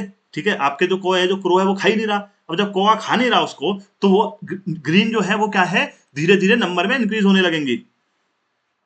इसी को हम क्या बोलते हैं? Natural selection. ये वेरिएशन कैसे आ रहा है? Because of natural selection. अब धीरे धीरे रेड खत्म होती जाएंगी और ग्रीन भैया क्या कर जाएंगी, डोमिनेट बन जाएंगी। और फिर कौओं को अलग खाना देखना पड़ेगा। पहला एग्जाम्पल। दूसरा एग्जाम्पल क्या था, इन्हीं रेड बीटल से एक ब्लू बीटल बन गई। इन्हीं रेड बीटल से एक ब्लू बीटल बनी। अब जो ब्लू बीटल बनी, तो अब तो रेड और ग्रीन को ही एडवांटेज था। जो पेड़ वाला एडवांटेज था वो तो ग्रीन को ही था, है ना। ब्लू भी दिखेगी और रेड भी दिखेगी कोए को, तो वो तो दोनों को मारता है आराम से। तो कभी भी ब्लू जो है वो डोमिनेट नहीं कर पाएंगे ओवर द रेड, है ना। कम ही रहेंगी रेड से, क्योंकि एक तो बाद में आई है और उन्हें भी बराबर कोए खा रहे हैं, इन्हें भी खा रहे हैं। बट गलती से क्या हुआ, जिस झुंड में वो बीटल रहती थी, वहां एक हाथी वहां एक हाथी अपनी प्रेमिका को ढूंढते ढूंढते हुआ आया। और क्योंकि वो नीचे नहीं देख रहा था, उसने अपना पैर रख दिया और कुछ इस तरीके से पैर रखा कि सारी रेड बीटल खत्म हो गई। सारी रेड बीटल खत्म हो गई। तो सारी रेड बीटल खत्म हो गई, तो बची कौन? ब्लू। और ब्लू बीटल फिर आगे चल करके सर्वाइव कर गई और वो बन गई मेजर। तो क्या ये नेचुरल सिलेक्शन था? अगर मैं आपसे पूछूं was it natural selection? No sir, it was accidental. This was a accidental case, it was not a natural selection at all. मैंने कहा ओके। अब क्या हुआ, तीसरी सिचुएशन सोचो कि मेरी जो बीटल्स थी बढ़िया एकदम ग्रीन लश ग्रीन प्लांट्स रहते थे, उनकी पत्तियां खाती थी, मस्त जबरदस्त मजे ही मजे जीवन में, एकदम बढ़िया डाइट मारती थी अपनी, सुबह शाम पुशअप वुशअप मार के एकदम बढ़िया तगड़ी, एकदम तगड़ी तगड़ी बढ़िया हमारी रेड बीटल रहती थी। अब धीरे धीरे क्या हुआ कि वहां पे क्या हुआ कि प्लांट्स में जो है कोई बीमारी लग गई। और प्लांट्स में ऐसी बीमारी लगी कि उनकी लीव्स सूखने लगी। अब जब उनकी लीव्स सूख गई, तो बीटल के पास खाने के लिए कम खाना बचा। खाने के लिए कम खाना बचा। अब जब खाने के लिए कम खाना बचा, तो बेचारी जो हट्टी कट्टी मस्त एकदम बीटल थी, वो अब दुबली पतली हो गए, दुबली पतली हो गई। बट मैं अगर यहां आपसे पूछूं कि भैया क्या इससे उनके जेनेटिक मटेरियल में कोई चेंज आएगा? उससे उनके जेनेटिक मटेरियल में कोई चेंज आएगा? सर नहीं आएगा, क्योंकि ये इनहेरिटेड ट्रेट नहीं है, ये कैसी एक्वायर्ड ट्रेट है। कमजोर होना, बॉडी बनाना, ठीक है, ये सब क्या है। अब आर्नोल्ड श्वार्ज़नेगर का जो बेटा हुआ होगा या बेटी हुई होगी, क्या वो पैदा होते ही नेचुरल बॉडी बिल्डर रहा होगा? नहीं। क्यों? क्योंकि वो आर्नोल्ड श्वार्ज़नेगर की एक्वायर्ड ट्रेट थी कि उसने इतनी बढ़िया मसल्स बिल्डअप करी थी। तो वो जीन्स तक नहीं पहुंचेगी। जीन्स तक नहीं पहुंची तो आगे भी नहीं आएगी। इस चीज को याद रखना कि जैसे हम बोलते हैं कि भाई सचिन तेंदुलकर जितना ग्रेट है, उसका बेटा भी उतना ग्रेट बैट्समैन होगा, नहीं होगा। क्यों? क्योंकि वो सचिन तेंदुलकर की एक्वायर्ड ट्रेट थी, जेनेटिक ट्रेट नहीं थी। तो यही यहाँ पे भी यही हुआ। अब ये दुबली पतली होने लगी और दुबली पतली होने लगी। फिर क्या हुआ, प्लांट्स की बीमारी खत्म हो गई और प्लांट्स एकदम फिर एकदम हट्टे कट्टे हो गए, तो फिर से दोबारा वैसी ही हो जाएंगे ना। क्यों? क्योंकि इनके जेनेटिक मटेरियल में कोई चेंज नहीं था। इतना याद रखो। यहाँ पे क्या हो रहा था, जेनेटिक मटेरियल में चेंज था जब ये रेड और ब्लू बन रही थी, यहाँ कोई चेंज नहीं हुआ इनको दुबले पतले होने से। तो ये तीन एग्जांपल आपको याद रखते हैं। तो इससे हमें समझ आता है कि ओवर अ पीरियड ऑफ, सबसे पहली चीज क्या समझ आती है कि बहुत लंबे पीरियड ऑफ टाइम में इवोल्यूशन होता है, वेरिएशन आते हैं और इवोल्यूशन होता है। दूसरा क्या आता है कि इवोल्यूशन को कौन सपोर्ट करता है, किस चीज से इवॉल्व होते हैं? नेचुरल सिलेक्शन से होते हैं।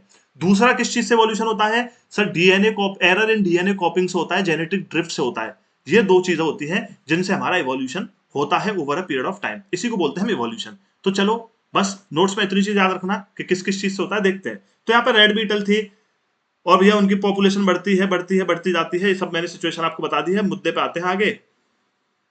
पहली सिचुएशन में क्या था, कलर का वेरिएशन आ जाता है ड्यूरिंग रिप्रोडक्शन। तो भैया वहां पे जो एक बीटल आ जाती है ग्रीन कलर की, और भैया फिर वो दिखती नहीं है, बढ़ती जाती है। Crows can not see green colour beetle on the green, बढ़ती जाती है। What happens, the progeny of green beetles is not eaten while the progeny of red beetles eaten, as a result क्या होगा, ज्यादा ग्रीन बीटल हो जाएंगे। दूसरी situation में आपको क्या बताई कि कलर वेरिएशन आता है, बट भैया वो कैसा आता है, ब्लू कलर आता है, तो इससे कोई नेचुरल सिलेक्शन तो उसको नहीं मिलता, ठीक है। So its progeny beetles are blue, तो क्रोज जो है वो ब्लू को भी देख रहे हैं, रेड को भी देख रहे हैं, तो वो कभी डोमिनेंट नहीं बन पाएंगी। फिर क्या होता है, if the population as it expand there are a few blue beetles, but most कैसी रहेंगी, रेड रहेंगी। बट यहाँ पे क्या होता है, एक एलिफेंट आता है और भैया वो उनको मार देता है। बाई चांस क्या होता है, फिर few beetles that have survived are mostly blue, और the beetle population slowly expands again, but now the beetle in the population are mostly blue. हमने कहा ठीक है। अब ये तो ऑब्वियस है दोनों सिचुएशन में कि भैया comes out as a rare variation comes to be a common characteristic in the population. In other words, the frequency of an inherited trait changes over generation, कि जो भी आप inherited trait लेते हो वो over generations काफी change होती है।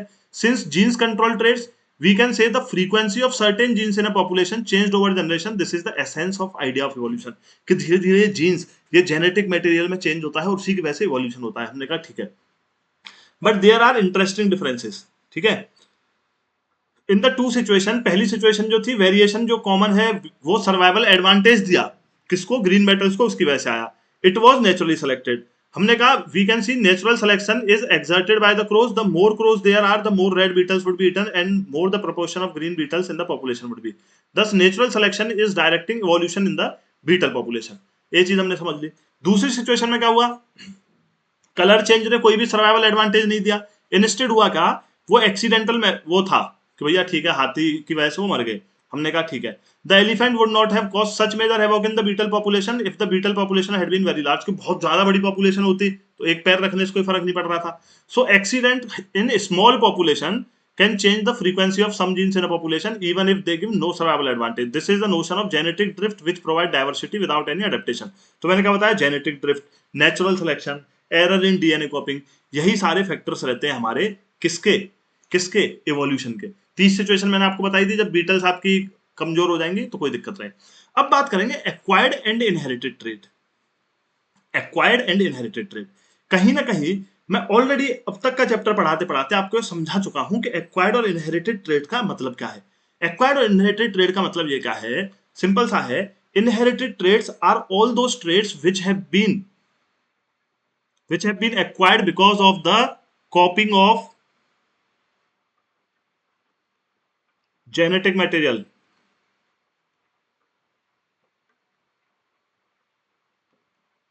जो जीन से आया। एक्वायर्ड ट्रेट्स कौन सी हैं, जो भैया आपने रहते रहते based on your own experiences,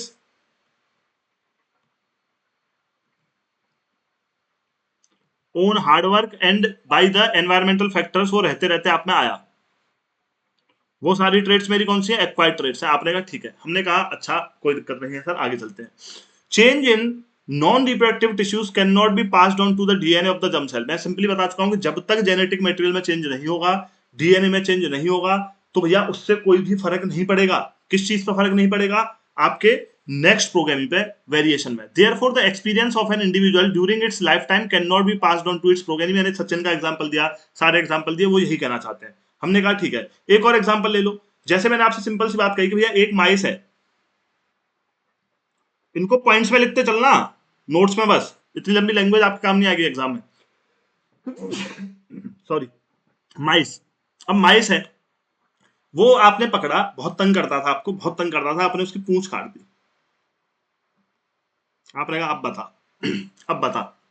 माइस ने कहा मैं ना सही, मेरी औलाद तुमसे बदला जरूर लेगी। अब आपको क्या लगता है, जब वो टेल लेस माइस जो है वो रिप्रोडक्शन करेगा, तो क्या जो नया माउस होगा उसके पास टेल होगी? आप बोलोगे यस सर। क्यों? क्योंकि वो तो एक्सीडेंटली उसकी टेल कटी थी, उससे उससे उसके नॉन रिप्रोडक्टिव टिश्यूज में तो चेंज हुआ, रिप्रोडक्टिव टिश्यूज में कोई चेंज नहीं हुआ, कोई जेनेटिक चेंज नहीं हुआ, इसीलिए उसके पास टेल रहेगी। तो ऑलवेज रिमेंबर कि भैया यहां मैं क्या बताना चाह रहा हूं आपको, कि until और unless if there is no change in the reproductive tissues, genetic material और DNA of the reproductive tissues, वो आपकी इंफॉर्मेशन आगे कैरी फॉरवर्ड नहीं होगी। और ऐसी ही सारी ट्रेड्स को हम बोल देते हैं जो इंफॉर्मेशन आगे नहीं होती, क्या बोल देते हैं, एक्वायर्ड ट्रेड। इनहेरिटेड मैं ऑलरेडी आपको बता ही चुका हूं, यही होती है एक्वायर्ड और इनहेरिटेड। अच्छा, this is the reason why the idea of heredity and genetics that we have discussed earlier are so essential for understanding evolution। Charles Darwin ने भी क्या कहा था कि भैया नेचुरल सिलेक्शन से नेचुरल सिलेक्शन से क्या होता है, इवोल्यूशन होता है, बट वो इस चीज को भूल गए थे जो मेंडल ने जेनेटिक का तरीका बताया था कि दोनों की बात की आपस में बात नहीं होती थी। अब एक और टॉपिक है origin of life on earth. ये भी कहानी की तरह है, बस कुछ चीजें कुछ नाम याद रख लेना कि भैया ओरिजिन कैसे हुआ। आज की डेट में फॉर एग्जांपल एक सिंपल कहानी की तरह समझो कि there are thousands of species. तो अगर आप भैया इनके एंसेस्टर्स को ट्रेस इनके एंसेस्टर्स को ट्रेस करते जाओगे तो over thousand of years ago भैया, और बढ़ते जा रहे हो और बढ़ते जा रहे हो, तो कहीं ना कहीं आप ना एक कॉमन जगह पे जाके पहुंचोगे। तो आपको यह समझ आएगा कि वो एक सिंगल स्पीसीज थी। उसी सिंगल स्पीसीज से आज भैया मेरी थाउजेंड ऑफ स्पीसीज बनी है। थाउजेंड तो मैं बहुत कम बोल रहा हूं, उसी सिंगल स्पीसीज से बनी है। तो क्या मैं ये कह सकता हूं कि हम सबके, ठीक है, शेर चीता भालू हम, ठीक है, बिच्छू सांप, सब बैक्टीरिया अमीबा पैरामीशियम सबके एंसेस्टर्स कभी ना कभी कॉमन रहे होंगे। बिल्कुल सही बात है, यही चीज हमें बोली थी किसने, चार्ल्स डार्विन ने। तो जब हम ट्रेस करते जाएंगे अपने एंसेस्टर्स को over a period of time, again again again again, तो हम एक कॉमन स्पीसीज पे पहुंच जाएंगे कि जिससे हम सबके सब इवॉल्व हुए हैं over a period of time. तो वहां से हमारा इवोल्यूशन हुआ है। तो बात ये समझ में आई कि फिर ये अकेली जो स्पीसीज है वो कहां से आई, कि सर लाइफ का ओरिजिन ही कैसे हुआ अर्थ पे। तो भैया इसको समझने के लिए क्या है, ये हमें समझ में आया कि भाई लाइफ जो आज आप लिविंग बींग्स देखते हो वो कहीं ना कहीं नॉन लिविंग इनऑर्गेनिक मैटर, कुछ इनऑर्गेनिक मॉलिक्यूल से हम सब बने हैं। आपने बोला सर ऐसा कैसे पॉसिबल है, तो भैया ऐसा ही पॉसिबल था कि आज जो आप अर्थ देखते हो बिलियंस ऑफ ईयर्स वो वैसी अर्थ नहीं थी। मैंने आपको ज्योग्राफी में पढ़ा रखा है कि भैया एक बार जब ओरिजिन ऑफ अर्थ हुआ था 40,000 साल लगातार बारिश हुई थी, हीलियम एस्केप कर गई भैया, हाइड्रोजन और ऑक्सीजन थे वो मिले, वाटर वेपर बनी, टेम्परेचर इतना खतरनाक था। फिर जब अर्थ कूल हुई तो भैया धीरे धीरे क्या हुआ, वो वाटर वेपर बनता गया, वाटर वेपर से वो पानी आया, जहां जहां डेंस थे अर्थ पे वहां ओशियन बन गए, जहां लैंड में जहां ऊपर था वहां पे क्या बन गया, आपके कॉन्टिनेंट्स बन गए। तो जब ये सारे प्रोसेसेस चल रहे थे ना, तो वहीं इन्हीं ऑर्गेनिक मॉलिक्यूल से एक सिंपल लाइफ जनरेट हुई थी अर्थ पे। और इसको प्रूव किया गया कि भैया एक साइंटिस्ट है हमारे, उन्होंने क्या करा, एक लेबोरेटरी में यूरिया से लाइफ को बना करके दिखा दिया। तो वहां से हम समझ गए कि हमारी जो लाइफ है, our origin on this earth is from these inorganic molecules only, और हमारे एंसेस्टर सबके कॉमन है, और आइडिया ऑफ एवोल्यूशन कोई झूठी बात नहीं है, ये क्या है, सोले आने सच बात है। तो ये बात थी। अब यहाँ पर कुछ नाम याद रख लेना आप, जैसे डार्विन ने थ्योरी दी इवोल्यूशन की। उन्होंने बोला life evolve from simple to more complex forms, and Mendel experiment ने हमें बताया कि भाई inheritance of traits from one generation to दूसरी जनरेशन कैसे आता है और क्या क्या चेंजेस आते हैं। हमने कहा ठीक है। जेबीएस हेल्देन, अ ब्रिटिश साइंटिस्ट, वो इंडिया के सिटीजन बने बाद में, 1929 में उन्होंने सजेस्ट किया कि लाइफ जो है वो इनऑर्गेनिक मॉलिक्यूल से बनी है, वो अर्थ जो अर्थ में प्रेजेंट थे जब अर्थ बनी थी। He speculated that the condition on earth at that time which were far from conditions, मतलब डिफरेंट कंडीशंस थी उस टाइम पे, और उन्होंने राइज दिया कॉम्प्लेक्स ऑर्गेनिक मॉलिक्यूल्स को that were necessary for life. This first primitive organism would arise from further chemical synthesis. कि भैया जो ये इनऑर्गेनिक मॉलिक्यूल्स थे इनके बीच में केमिकल रिएक्शन हुए और उन्हीं से जो सबसे पहला मॉलिक्यूल था जिसके अंदर लाइफ थी वो बना। तो हम नॉन लिविंग थिंग से बने हैं, ये चीज ठीक है। How did these organic molecules arise, अब 1929 में उन्होंने ये चीज बोल दी, बट अंटिल और science is what, science is what, science is basically the combination of experiments which are true every time. Science में किस चीज को बोलता हूं, कोई भी एक ऐसी चीज जिसे मैं 1000 बार कर लूं तो 1000 बार सेम हो, वही साइंस है। तो इन्होंने कहा कि भैया हमें बताओ, हमें दिखाओ। तो इन्होंने क्या करा कि भैया बाद में एक साइंटिस्ट थे आपके दो, स्टैनले एल मिलर और हेरोल्ड सी यूरे, इन दोनों का नाम याद रखना है भैया, पूछा जाता है। इन्होंने क्या करा, एक ऐसा एटमॉस्फेयर बनाया जहां पे इन्होंने गैस ली लाइक मीथेन, अमोनिया और हाइड्रोजन सल्फाइड, बट ऑक्सीजन नहीं ली, ओवर वाटर। ओवर वाटर के वाटर तो बहुत सारा था ही उस टाइम पे, डेंस में भर गया था, मैंने आपको बताया। This was maintained at a temperature just below 100 degree, और उसमें स्पार्क्स दिए गए through the mixture of gases to stimulate lighting. जब एंड ऑफ वीक हो गया तो 15% ऑफ द कार्बन जो था मिथेन से वो कन्वर्ट हो गया था simple compounds of carbon including amino acids which make up the protein molecules. तो वहीं से हमें समझ में आया कि इन्होंने बायोलॉजिकली हमें दिखा दिया कि भैया जो इनऑर्गेनिक मटेरियल है उसी से लाइफ बनी है। किसने किसने बना करके दिखाया, मिलर और यूरे ने। सजेस्ट किसने किया था, जेबीएस हेल्डेन ने। और डार्विन की तो थ्योरी ऑफ इवोल्यूशन है ही कि भैया जितना भी इवोल्यूशन है that is basically dependent on what, that is basically dependent on what, कि sir that is dependent on natural selection, but Mendel ने हमें ये बताया कि भैया वो नेचुरल सिलेक्शन तो है ही, उसके साथ साथ जो जेनेटिक ड्रिफ्ट होती है, जो जेनेटिक मटेरियल में एरर आती है, that is also responsible for evolution. अब मेरे को सही से बताना यार, क्यों छोड़ के जाते हो ये चैप्टर, मतलब सच में बताना, कुछ भी नहीं है, बस तुम्हें क्या कॉन्सेप्ट से डर लगता है, कितनी लैंग्वेज है, क्या करें। अब मैं हर चीज एक एक पॉइंट लिख कर पढ़ाता, मेरी आदत है, चाहे ज्योग्राफी पढ़ रहे हो चाहे साइंस पढ़ रहे हो, बट यहाँ लैंग्वेज है तो उसको एक्सेप्ट करो और बस इंपॉर्टेंट पॉइंट्स वहां से सेग्रीगेट कर लो, इससे आपके क्वेश्चन बन जाए, बात खत्म हो जाती है। अब अगला टॉपिक है स्पेसिएशन। अब जो यहाँ पे कुछ नहीं है, यहाँ पे एक चीज है, बस नोट्स में लिख लो। स्पीसीज का मतलब क्या होता है? स्पीसीज का मतलब क्या होता है सर? स्पीसीज का मतलब होता है all those organisms which can breed together. बात खत्म। जो आपस में रिप्रोडक्शन कर पाए हैं उन्हीं को हम स्पीसीज बोल देते हैं। It is the primitive, most primitive layer in level in are classification. ये आपको पता ही है कि हमारे क्लासिफिकेशन में हमने जो डिवीजन, फाइलम वाइलम, ये सारी चीजें पढ़ी थी, उसमें फैमिली, ऑर्डर, क्लास, जीन्स, सबसे नीचे हमारे क्या आता था? स्पीसीज आती थी। और स्पीसीज में किसको बोलता हूं? अगर आपसे कोई पूछे कि भाई why we are different species, तो आपने बोला because we can reproduce together. अब मैं आपको कहूं कि आप और मंकी रिप्रोडक्शन कर लो, पॉसिबल है? नहीं है। तो भैया स्पीसीज वो होती हैं जो साथ में क्या कर पाती हैं? ब्रीड कर पाती हैं, परपेचुएट कर पाती हैं, एक साथ रह पाती हैं। और ब्रीड याद रखो बस आप, कि साथ में रिप्रोडक्शन, जो स्पीसीज, जो ऑर्गेनिज्म आपस में साथ में रिप्रोडक्शन कर लें, वही स्पीसीज है। बात खत्म। तो यहीं पे, यहाँ पे यही डेफिनेशन बताई गई है। अगर आपका एग्जामिनर आपसे पूछे तो बस इतना याद रखना है कि if this group of beetles we are thinking about splits, ये दो पॉपुलेशन में स्प्लिट हो जाए जो आपस में रिप्रोड्यूस नहीं कर सकती, जब ये ऐसा होता है, they can be called independent species. उसी को हम क्या बोल देते हैं? कि अलग अलग स्पीसीज है। हमने कहा okay, together the process of genetic drift and natural selection will result in these two isolated subpopulation of beetles becoming more and more different from each other. Eventually क्या होगा? जो दो ग्रुप हैं वो इनकेपेबल हो जाएंगे reproducing with each other, और इसी से क्या होगा? एक नई स्पीसीज आपकी आ जाएगी। तो बस स्पीसीज क्या है? जो साथ में रिप्रोडक्शन कर सके। अब आती है बात इवोल्यूशन एंड क्लासिफिकेशन की। मैंने आपको क्लासिफिकेशन का पूरा चैप्टर पढ़ाया था। आपने कहा बिल्कुल सर। जब मैंने पढ़ाया था तो वही अब इवोल्यूशन और क्लासिफिकेशन का एक थोरो सा एक क्या दे रखा है? इंट्रोडक्शन टाइप दे रखा है कि भैया इवोल्यूशन से ही क्लासिफिकेशन रिलेटेड है। बिल्कुल। जब मैंने आपको क्लासिफिकेशन पढ़ाया था तो मैंने आपको बताया था कि क्लासिफाई करने के लिए हमें कुछ कैरेक्टरिस्टिक्स हैं। मैंने आपको बताया था देयर आर सम कैरेक्टरिस्टिक्स जिनको हम ध्यान में रखते हैं। आपने कहा अच्छा। मैंने आपसे ये भी बोला था कि जो प्रिमिटिव कैरेक्टरिस्टिक है उनको सबसे पहले लेते हैं। तो मैंने आपको क्या क्या चीज बताई थी? What is the basis of our classification? मैंने आपको सबसे पहले बताया था based on nucleus, whether someone is prokaryote. याद आ रहा होगा जिन्होंने पढ़ा है। जिन्होंने नहीं पढ़ा उन्हें याद कराने की जरूरत भी नहीं है, पढ़ के आओ पहले। यूकैरियोट्स। मुझे तमीज से सिलेबस करने वाले लोग पसंद है, बीच में शॉर्टकट वाले नहीं। कहा मजे के लिए 15 मिनट यहाँ से क्लास देख ली, से एड टू वॉच लेटर। अरे ये तो सर बढ़िया पढ़ा रहे हैं, एमसीक्यू भी दे रहे हैं फ्री में टेलीग्राम पे, एड टू वॉच लेटर नहीं, मुझे नहीं चाहिए भैया। पढ़ना है आराम से पढ़ो। Nucleus, prokaryotes, eukaryotes. आपने कहा ठीक है। दूसरा मैंने आपसे बोला, फिर हमने बात करी थी भाई मल्टी सेलुलर है, यूनिसेलुलर है। फिर हमने बात करी थी कि अच्छा ऑटोट्रॉप है, हेट्रोट्रॉप है।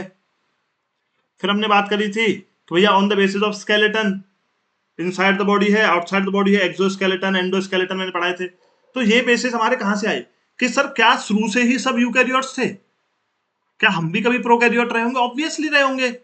जब आप पीछे जाओगे, मुड़ करके देखोगे, तो this is basically all evolution. एक जगह से हम सब आए हैं, बट धीरे धीरे आकर के अलग अलग कैरेक्टरिस्टिक्स हमने इवॉल्व करी। किस वजह से? Genetic factors, error in DNA copying and natural selection, सब अपना अलग अलग करते गए और आज इतनी सारी स्पीसीज बन गई। इसी का मतलब है इवोल्यूशन एंड क्लासिफिकेशन। बस खत्म कहानी है। ठीक है। Based on this principle we can work out the evolutionary relationship of the species we see around us. ठीक है। अगर हम बैकवर्ड जाए टाइम में, तो भैया हम आइडेंटिफाई करेंगे hierarchy of characteristic between species. In order to understand this process, अपना क्लासिफिकेशन वाले चैप्टर में पहुंचो। सिमिलरिटी होती है ऑर्गेनिज्म में, वो अलाउ करती है उन्हें एक ग्रुप में रखने के लिए, और एक ग्रुप के बारे में पढ़ के हमें सबके बारे में पता लग जाता है, और उसमें हम किस बेसिस पर रखते हैं? कैरेक्टरिस्टिक्स पर रखते हैं। आपने कहा ठीक है। कैरेक्टरिस्टिक्स क्या है? डिटेल्स ऑफ अपीयरेंस और behaviour, in other words a particular form और a particular function is characteristic. जैसे हमारे 4 लिम्ब है, 2 हाथ 2 पैर। ठीक है। प्लांट फोटोसिंथेसिस कर सकता है, क्या कैरेक्टरिस्टिक है? डेफिनेशन याद रख लेना, एक बार यहीं से पॉपुलेशन की डेफिनेशन पूछ लीजिए इसी चैप्टर से। तो कैरेक्टरिस्टिक क्या है? पर्टिकुलर फॉर्म और अ पर्टिकुलर फंक्शन। आपने कहा नो प्रॉब्लम सर। अच्छा, एक बेसिक कैरेक्टरिस्टिक क्या है सेल की? कि भैया न्यूक्लियस है कि नहीं है। ठीक है। Bacterial cell do not while the cells of most of the other organisms do, मतलब प्रोकैरियोट है, यूकैरियोट है। न्यूक्लिएटेड सेल्स है कि नहीं है, यूनिसेलुलर है, मल्टी सेलुलर है। मल्टी सेलुलर में भैया फोटोसिंथेसिस करता नहीं करता है? अगर मल्टी सेलुलर है और फोटोसिंथेसिस नहीं कर पा रहा है तो स्केलेटन इनसाइड है आउटसाइड है, ये सारी चीज हम देखते हैं किस लिए, क्लासिफिकेशन के लिए। आपने कहा ठीक है। अब more characteristics two species have in common. अब यहाँ पे मैं आपको दो चीज पढ़ाऊंगा जहां से कई सारे पीवाईक्यू आते हैं, तो प्लीज आ जाओ, थोड़ा सा लिख लो। ठीक है, अब यहाँ पे मैं आपको क्या बता रहा हूँ, इवोल्यूशन की बात। और इवोल्यूशन में भी आपको क्या समझा रहा हूँ, एक सिंपल सी बात समझा रहा हूँ कि ऑल स्पीसीज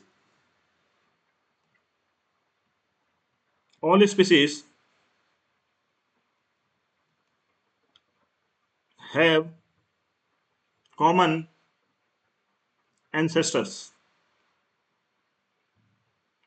अब यहीं पे दो तरीके की आप स्पीसीज पढ़ोगे जहां से खूब क्वेश्चन आते हैं। पहली है भैया आपके कौन से, होमोलोगस। पहले कौन से हैं, होमोलोगस। आपने कहा अच्छा सर,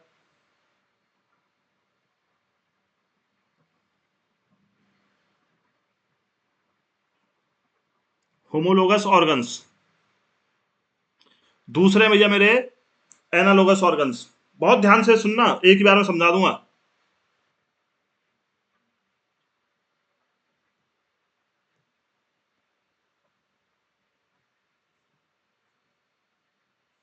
अच्छा, होमोलोगस ऑर्गन्स में किसको बोलता हूं बॉयज एंड गर्ल्स। आपने कहा कि सर जैसे हम लिम्स देखते हैं रेप्टाइल्स की, खुद की, जैसे लिजार्ड है, फ्रॉग है, बर्ड है, हम ह्यूमंस हैं, उनके भी तो पैर होते हैं, मेंढक एकदम उछलता कूदता रहता है, हमारी भी वही लिम्स है, बस हमारी क्या है थोड़ी सी मॉडिफाइड हो गई हैं। तो जब अगर हम बैक इन टाइम जाएं तो क्या हमारे और रेप्टाइल्स के एंसेस्टर सेम रहेंगे, आंसर मिलेगा यस।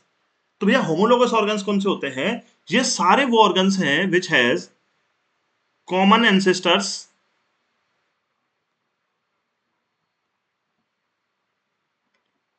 But different functions. इनके एग्जाम्पल पूछता है आपसे, आपको याद रखना है कि भैया कॉमन एंसेस्टर्स रहे बट आज अलग अलग फंक्शन है। क्या बर्ड अपने लिम्स को थप्पड़ मारने के लिए यूज करती है, नहीं सर, उड़ने के लिए करती है। क्या मेंढक ऐसे हाय हेलो बोलने के लिए बात करता है, हाय स्वीडी, ठीक है, मेंढक ऐसे बोलता है, नहीं बोलता। तो मेंढक क्या करेगा भैया, वो जंप करने के लिए मदद लेता है, स्विमिंग के लिए मदद लेता है उनसे पैरों से, उसमें बीच बीच में ऐसे स्किन होती है। ठीक है, तो क्या है, फंक्शन डिफरेंट है, बट सर ऐसे ऑर्गन्स को हम देखें जिनके एंसेस्टर्स हमें कॉमन समझ आते हैं, वो है मेरे होमोलोगस ऑर्गन। फिर आती है बात सर एनालोगस ऑर्गन्स। तो एनालोगस ऑर्गन्स कौन से हैं भैया, जिनके एंसेस्टर्स डिफरेंट है। एंसेस्टर्स तो डिफरेंट है बट उनके जो ऑर्गन्स हैं उनके फंक्शन सेम है।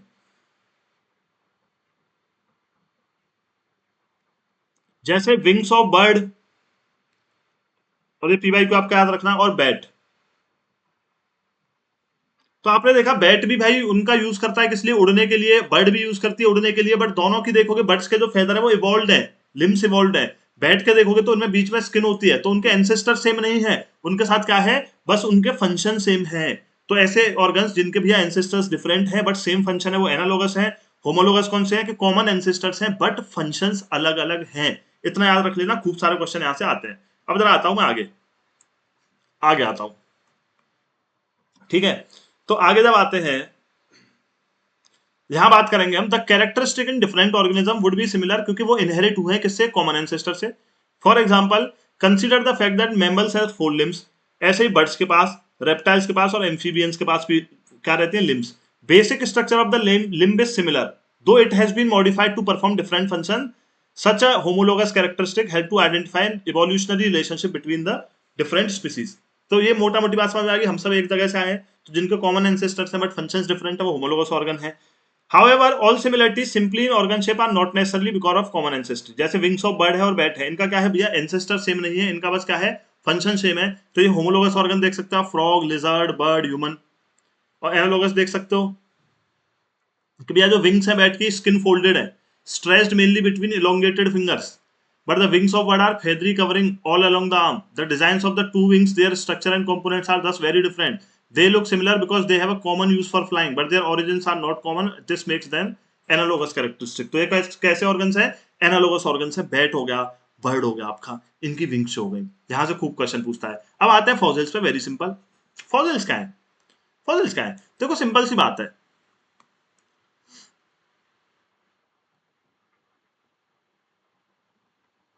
फॉसिल क्या है? These are the dead remains, जो आपको buried, dead remains which are buried inside the earth. आपने कहा ओके। तो सबसे पहली बात क्या आती है कि सर जब भी कोई मरता है, प्लांट हो गया, एनिमल हो गया, तो सर वो क्या होता है? बायोडिग्रेड होता है।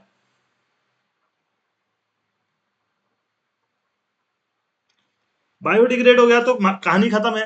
बट कुछ ऐसी सिचुएशन बन जाती है कि जिन सिचुएशन में when it is not able to biodegrade, तो जिन सिचुएशन में वो डिग्रेड नहीं हो पाता, ऐसी सिचुएशन कैसे बनती है? फॉर एग्जाम्पल अगर वो किसी मड में फंस गया, ओशियन के फ्लोर पे पहुंच गया, तो ऐसी सिचुएशन में क्या होगा? हाई टेम्परेचर या ओशियन के फ्लोर पे वहां वो बैक्टीरिया नहीं है जो उसे बायोडिग्रेड कर दे, तो उसकी बॉडी बायोडिग्रेड नहीं होती। अब भैया बायोडिग्रेड नहीं हुई तो हुआ क्या? तो भैया ये तो मेरी नीचे फॉर एग्जाम्पल ये एक प्लांट था, ये दब गया भैया, इसके ऊपर क्या आएगा? मिट्टी आ जाएगी पूरी, रॉक्स। ठीक है, रॉक्स पे प्रेशर पड़ेगा भैया, ये जो मिट्टी आ जाएगी, सिल्ट आ जाएगी, वो किस में कन्वर्ट होगी? रॉक्स में होगी। तो ऐसे दबता चला जाएगा layer by layer.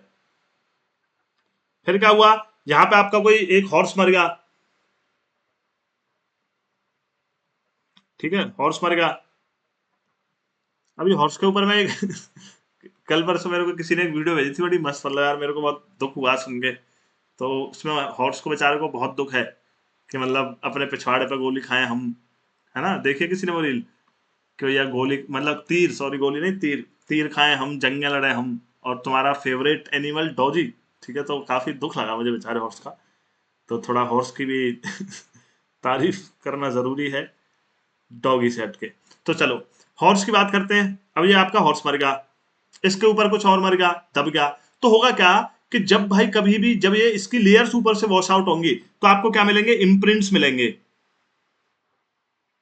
In plants के, एनिमल्स के, और ठीक है, डेड रिमेन्स मिलेंगे। These dead remains and imprints are known as fossils. इन्हीं को हम क्या बोल देते हैं? फॉसिल बोल देते हैं। अब आपने कहा ठीक है सर, हमें कैसे पता लगता है कि सर कितने पुराने हैं? तो भैया इनको पता लगाने के लिए दो तरीके होते हैं आपके।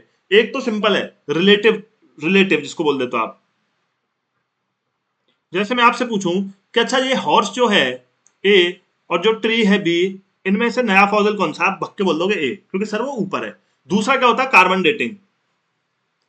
दूसरा क्या होता है? Carbon dating technique. इसको केमिस्ट्री में डिटेल में पढ़ाऊंगा, कार्बन डेटिंग टेक्निक। तो कार्बन डेटिंग टेक्निक में क्या होता है बॉयज एंड गर्ल्स? भैया कार्बन डेटिंग में क्या होता है कि जो डिफरेंट आइसोटोप्स होते हैं उनका कंटेंट देखते हैं, उनका कंटेंट देखते हैं कि कितना कंटेंट है, उससे पता लगता है फॉसिल जो है वो कितना पुराना है। तो इतनी बात आप याद रखना। चलो, तो अब जरा बात कर लेते हैं भैया फॉसिल्स क्या है। सिंपल सी बात है कि preserve traces of living organism fossil है। कैसे पता लगता है हमें? एक तो रिलेटिव है कि भैया कौन सा ऊपर है कौन सा नीचे है, दूसरा है detecting the ratio of different isotope, उससे हमें पता लगता है। जैसे आप देख लो fossil tree trunk, fossil invertebrate, fossil invertebrate, fossil fish, fossil dinosaur, तो ऐसे में डिफरेंट डिफरेंट फॉसिल्स मिलते रहते हैं। How do fossils form? Layer by layer. तो वही एग्जांपल दिया उन्होंने, मान लो 100 मिलियन साल पहले कोई इनवर्टिब्रेट मर गया सी बेड पे, ठीक है, और ब्रीड हो गया सैंड में, मोर सैंड एक्यूमुलेट और सैंड स्टोन बन जाएगा प्रेशर से। रॉक्स पढ़ा चुका हूं तो ऑलमोस्ट आपको सब समझ आ रहा होगा। बिलियंस ऑफ ईयर लेटर क्या होता है? डायनासोर जो उस एरिया में रहता है वो मर गया, फिर वो भी दफन हो गया। फिर उसके बाद बेचारा एक घोड़ा आया, ये भी मर गया। तो भैया फिर इसके बाद क्या हुआ? इरोजन हुआ, तो आपको पता लग गया घोड़ा सबसे पुराना है, उसके बाद डायनासोर है, उसके बाद फिर तीसरी चीज ये थी। इस तरीके से आपके फॉसिल डिपॉजिट हो जाते हैं। अब बात हो रही है इवोल्यूशन बाय स्टेजेस। इसमें कुछ नहीं है, ये प्लेन एरिया लग गया है तो मैं आपको बता दे रहा हूँ, it is a free living organism. आपका पीवाई को याद रखना, पैरासाइट नहीं है ये, किसी ने मेरे से पूछा भी था कल। फ्री लिविंग है, ठीक है। अच्छा, अब यहाँ पे बताया क्या गया है? इन्होंने बताया कि जितने भी कॉम्प्लिकेटेड ऑर्गन्स आज आप देखते हो, जितने भी कॉम्प्लिकेटेड ऑर्गन्स हम देख रहे हैं, तो सर क्या वो एकदम से जनरेट हुए होंगे? तो सबसे सवाल आता है, नहीं भाई नहीं, जो भी इवोल्यूशन हुआ है वो धीरे धीरे हुआ है। अब यहाँ पर यही एग्जांपल दिया गया है कि आप अपनी आइज को देखते हो कितनी परफेक्ट है, नहीं मतलब परफेक्ट इन द सेंस कि वो है, एडवांस है। अब वही प्लेन एरिया की आंख देखो, बस आपको एक स्पॉट दिखेगा और इससे थोड़ा बहुत दिखता होगा। अब इसका इससे काम चल जाता है। तो कभी प्लेन एरिया आया आपके पास कि नहीं मुझे भी विकास भाई आपके जैसी आंख चाहिए, नहीं मतलब मेरे को भी स्तुति तेरे जैसी आंख चाहिए, मेरे को भी तेरे जैसी आंख चाहिए? नहीं, वो उससे सेटिस्फाइड है। क्यों? क्योंकि वो नेचुरली एनवायरमेंट ने उसे एक्सेप्ट कर लिया और वो एबल है सर्वाइव करने के लिए। तो बता रहे हैं कि भाई जो भी इवोल्यूशन होता है ना वो स्टेज बाय स्टेज होता है। कभी ऐसा नहीं हुआ होगा कि एकदम से इवोल्यूशन हो गया होगा। तो ये सिंपल सी बात बताई जा रही है कि जो डीएनए चेंज होता है वो धीरे धीरे धीरे धीरे धीरे धीरे होता है, एकदम से नहीं होता। तो इसीलिए क्या होगा कि भैया जो भी एवोल्यूशन हुआ है वो स्टेज बाय स्टेज हमारा एवोल्यूशन हुआ है, हम एकदम से इवॉल्व नहीं करें। हमने कहा ठीक है, it is very well to say that very dissimilar looking structures evolved from a common ancestral design. It is true that analysis of organ structure in fossil allow us to make estimate कि भैया fossils को पढ़ के हमें पता लगता है कितनी पुरानी बातें हैं। हमने कहा ठीक है, जैसे एक एग्जांपल दिया यहाँ पे वाइल्ड कैबेज का। यहाँ से क्वेश्चन क्या बन सकता है बता दे रहा हूँ, बस इतना याद रख लेना। आपसे पूछेगा विच one of the following is not a variety of cabbage, और कुछ नहीं पूछेगा, और कुछ नहीं पूछेगा। एनसीईआरटी में क्या है तो बस पूछेगा तो यही पूछ सकता है which one of the following is not a variety of cabbage या which one of the following is a variety of cabbage. ठीक है, तो पहले वाइल्ड कैबेज हुआ करती थी। अब उस वाइल्ड कैबेज से फार्मर्स ने अपनी अपनी नीड के अकॉर्डिंग बहुत सारी कैबेज बना ली। जैसे ये वाइल्ड कैबेज है तो केल इज ऑल्सो अ वैरायटी, याद रखना। कोलराबी, कॉलीफ्लावर, ब्रोकोली, कैबेज और रेड कैबेज, ये सबको, ये चारों तो सबको याद रहेंगे। दो नाम बस आपको याद रखने हैं, केल और कोलराबी। एनदर वे क्या है एवोल्यूशनरी रिलेशनशिप को ट्रेस करने की, भैया change in DNA during reproduction. बार बार घुमा फिरा के सेम चीजें बताई गई हैं चैप्टर में, तो जहां जो इंपॉर्टेंट है मैं बता चुका हूं। मॉलिकुलर फाइलोजेनी क्या होता है, ये सिंपल सा बात समझ लो, बस इतना याद रखना कि भैया हम क्या करते हैं, डीएनए की स्टडी करते हैं और पीछे टाइम में जाते हैं। डीएनए की स्टडी करते हैं, पीछे टाइम में जाते हैं, जाते जाते जाते जाते हमें पता लगता है कि हमारे जो डीएनए है वो बाकी बहुत ऑर्गेनिज्म से मिलते हैं, तो इसका मतलब हमारे एंसेस्टर सेम रहे होंगे। और इसी डीएनए, इस तरीके से डीएनए बैक इन टाइम जाने के तरीकों को हम बोल देते हैं मॉलिकुलर फाइलोजेनी। बस इतना था, आपको याद रखना है। आपने कहा ठीक है, नेक्स्ट आइए, evolution should not be equated with progress. ठीक है कि कभी भी प्रोग्रेस और इवोल्यूशन को, जैसे मैंने जो आपको शुरू में एग्जांपल दिया था, शुरू में मैंने आपको क्या एग्जांपल दिया था कि कुछ बैक्टीरिया ऐसे हैं जो अंटार्कटिका में रह रहे हैं, कुछ बहुत हीट वेव्स को सर्वाइव कर देते हैं। So it is also not necessary कि भाई हम सबसे ज्यादा प्रोग्रेसिव है। So there is nothing like कि कौन सबसे ज्यादा मोस्ट प्रोग्रेसिव है। तो इवोल्यूशन जो है सब अपने अपने हिसाब से करते हैं, अपने एनवायरमेंट पे अडेप्ट होने के लिए करते हैं, कोई किसी से सुपीरियर नहीं है। खैर ये है क्या जो किताब में लिखा हुआ है, हम तो हैं सुपीरियर। ठीक है चलो, firstly there are multiple branches possible at every stage of evolution, so it is not one species जो एलिमिनेट हुई है, और जो नई स्पीसीज बनती भी है तो जरूरी नहीं है कि वो पिछली वाली से एडवांस होगी, ये चीज भी आप याद रखना। Also it is not as if newly generated species are in way better than the older one, it is just that natural selection and genetic drift have together led to the formation of population। तो ऐसा नहीं है कि पिछली वाली species सदा से खराब थी। जैसे हम फॉर एग्जांपल लेते हैं कि भाई हम चिंपैंजी से इवॉल्व हुए, तो क्या पहले हम चिंपैंजी जैसे दिखते थे? नहीं, ना चिंपैंजी जैसे दिखते हो ना हमारे जैसे दिखते हो, कोई तीसरी ही स्पीसीज हो। बिल्कुल सही बात है। Rather both human beings and chimpanzee have a common ancestor, that common ancestor is likely to have neither human और chimpanzee. Also the first step of separation from the ancestors resulted in modern chimpanzees, और हम humans एक single species से अलग हो गए। बस इतनी सी बात है, कुछ एक्स्ट्रा है नहीं, जो है मैं ऑलरेडी चैप्टर में बता चुका हूं, अभी खत्म कर रहा है फटाफट। तो there is no real progress in the idea of evolution. Evolution is simply the generation of diversity and the shaping of diversity by environmental selection, कि अपने अपने एनवायरमेंट में कौन कितने अच्छे से सर्वाइव कर रहा है, वही सिंपल सी बात है। ठीक है, हमने कहा ओके सर, कोई इशू नहीं है। In fact one of the simplest life form bacteria inhabit the most inhospitable habitats like hot springs, deep sea thermal vents and the ice in Antarctica। एक छोटा सा वायरस है, वो आपकी भी हालत खराब कर देता है, ऐसी ऐसी बीमारी आपको कर देता है, तो क्या आप उससे एडवांस नहीं हो? सो आपको बस इतना याद रखना है कि भैया complexity has nothing to do with the progressive. सब अपने अपने हिसाब से क्या करते हैं, नेचुरल सिलेक्शन से आगे बढ़ते हैं और सब अपने एनवायरमेंट में सर्वाइव करने के लिए आगे बढ़ जाते हैं।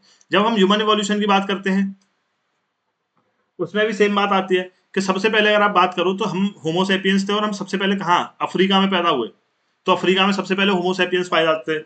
फिर उन्होंने क्या करा, धीरे धीरे जाकर के अलग अलग जगह शिफ्ट होना शुरू कर दिया, और जब अलग अलग जगह जाके शिफ्ट हुए वो, तो भैया अलग अलग जगह फिर वो धीरे धीरे कट ऑफ होते गए रूट से। अब कट ऑफ होते गए तो अलग अलग जगह पे चीजें अलग अलग बन गई। तो जैसे हम बात करते थे यहाँ शुरू में रेस की, शुरू में बात होती थी ना कि कौन व्हाइट है कौन ब्लैक है, अगर तुम व्हाइट हो तुम ब्लैक हो तो हम तुम अलग तरीके के होमोसेपियंस हैं, ऐसा कुछ नहीं है। बाद में ये पता लगा कि भाई जेनेटिक सिमिलरिटी सब में सेम है, वी ऑल आर ह्यूमंस, इतनी सी बात थी। बस वो अलग अलग जगह जाके रहने लगे, वहां धीरे धीरे जाके अपने अपने तरीके से इवॉल्व कर गए, and now we have different continents और डिफरेंट डिफरेंट भैया आपकी जो क्रीड है वहां पे सर्वाइव करती है। इतनी सी बात है, और इसी के साथ आपका ये चैप्टर खत्म होता है। और भैया बधाई हो, तालियां बजती रहनी चाहिए। इसी के साथ आपकी बायो भी खत्म हो जाती है। We are done with the biology, और कल से भैया मैं आपकी रिज्यूम कर दूंगा क्या, ज्योग्राफी। ज्योग्राफी में मैं 2 से 3 क्लासेस आपकी जियोमॉर्फोलॉजी की बची हैं। After that we will be doing Indian geography. इतनी डिटेल में करेंगे कि जैसे आपको आज तक कभी समझ नहीं आई होगी। मैं एक एक चीज बहुत अच्छे से कराऊंगा, बस पढ़ते रहना, हिम्मत दिखा के नोट्स बनाते रहना, और फिर आपकी इंडियन ज्योग्राफी खत्म होती है, आपकी ज्योग्राफी खत्म हो जाएगी, बायो खत्म ही है हमारी। तो आगे चीजें करते रहेंगे। पी वाई क्यूज जरूर करते रहो। जब पी वाई क्यू करो तो जो जो नई चीजें मिले हैं थोड़ी थोड़ी, उन्हें अपने नोट्स में ऐड करते रहो। एक सिंपल सी एडवाइस दे रहा हूं, जब भी आप नोट्स बनाते हो तो हर टॉपिक के बाद 2 पेज खाली छोड़ दिया करो। उन 2 पेज में आपको ऐड करना है। यानी कि सिंपल सी बात क्या होती है कि मैंने यहाँ आपको पढ़ाया पूरा का पूरा syllabus based on completely based on the NCERT. तब एनसीईआरटी के बेसिस पे मैंने पढ़ा दिया, वहां से भैया 30 में से आपके 24-25 क्वेश्चन बनने हैं, मैं झूठ बोलता नहीं हूँ। अच्छा, कभी कभी ऐसा भी होगा 23 ही बनेंगे, 5-6 क्वेश्चन आपको अलग से देखने को मिलेंगे। अब वो अलग क्वेश्चन सर हम कहाँ से करें? तो पहले अलग नहीं करने होते, पहले जो भैया स्ट्रांग है, जहां से आपकी स्ट्रांगली नंबर आपको सामने शीशे में दिख रहे हैं, उन्हें लोगे पहले, या पीछे किसी धुंध के पीछे भागोगे? तो पहले हमने क्या करा है, ये 23-24 नंबर लेने हैं, क्वेश्चन लेने हैं। इसके बाद जो भी आपको नए नए क्वेश्चंस दिखे कि हाँ इस टॉपिक से आते हैं, वो एनसीईआरटी में गिवन नहीं है इतना डिटेल में, फिर उसको आप अपने नोट्स में ऐड करोगे। सब कुछ पका पकाया नहीं मिलेगा, नोट्स में ऐड करोगे, और नोट्स में ऐड करने के बाद फिर उसके क्वेश्चंस देखोगे, फिर आपको समझ आएगा कि अच्छा ये तो रिपीटेडली पूछा गया है। जैसे आपका कि भैया ह्यूमन के कौन से सेल में न्यूक्लियस नहीं होता, तो भैया एक तो आरबीसी में नहीं होता, एक प्लेटलेट्स में नहीं होता, रिपीटेडली कई बार क्वेश्चन पूछा गया है, तो फिर आपको पता लगेगा रिपीटेडली आता है। तो जब ऐसे over a period of time आप अपने नोट्स बना लोगे, थोड़े थोड़े 2 पेज खाली छोड़ के, तो फिर आपकी चीजें हो जाती हैं कंप्लीट। तो थोड़ी थोड़ी साइंस में मेहनत करनी पड़ेगी, तो वो चीज करना, लेकिन पीवाईक्यू देखने के बाद और अपना ये चीज कंप्लीट करने के बाद, और वो मैं भी करूंगा आपके साथ। मैं भी कुछ एडिशनल टॉपिक्स जो रहते हैं उनकी वीडियो छोटी छोटी डालता रहूंगा जैसे जैसे एग्जाम पास में आएगा। तो ये चीज कर रहे हैं अभी हम पहले, ठीक है? तो इस तरीके से पढ़ो, अच्छे से करते रहो चीजें। बाकी कल से फिर और जबरदस्त मजा आने वाला है, अपन लोग ज्योग्राफी करेंगे। और जैसा कि सबको पता नहीं क्यों मुझे समझ नहीं आ रहा, तुम लोगों को साइंस पसंद नहीं है कि पढ़ रखी है, सबको ज्योग्राफी का ही बहुत इंतजार है, ज्यादा अच्छी ज्योग्राफी पढ़ा दिएगा। तो मिलते हैं कल भैया, ज्योग्राफी शुरू करते हैं जो आप सबकी ख्वाहिश है। तब तक के लिए बाय एवरीवन, टेक केयर, जय हिंद।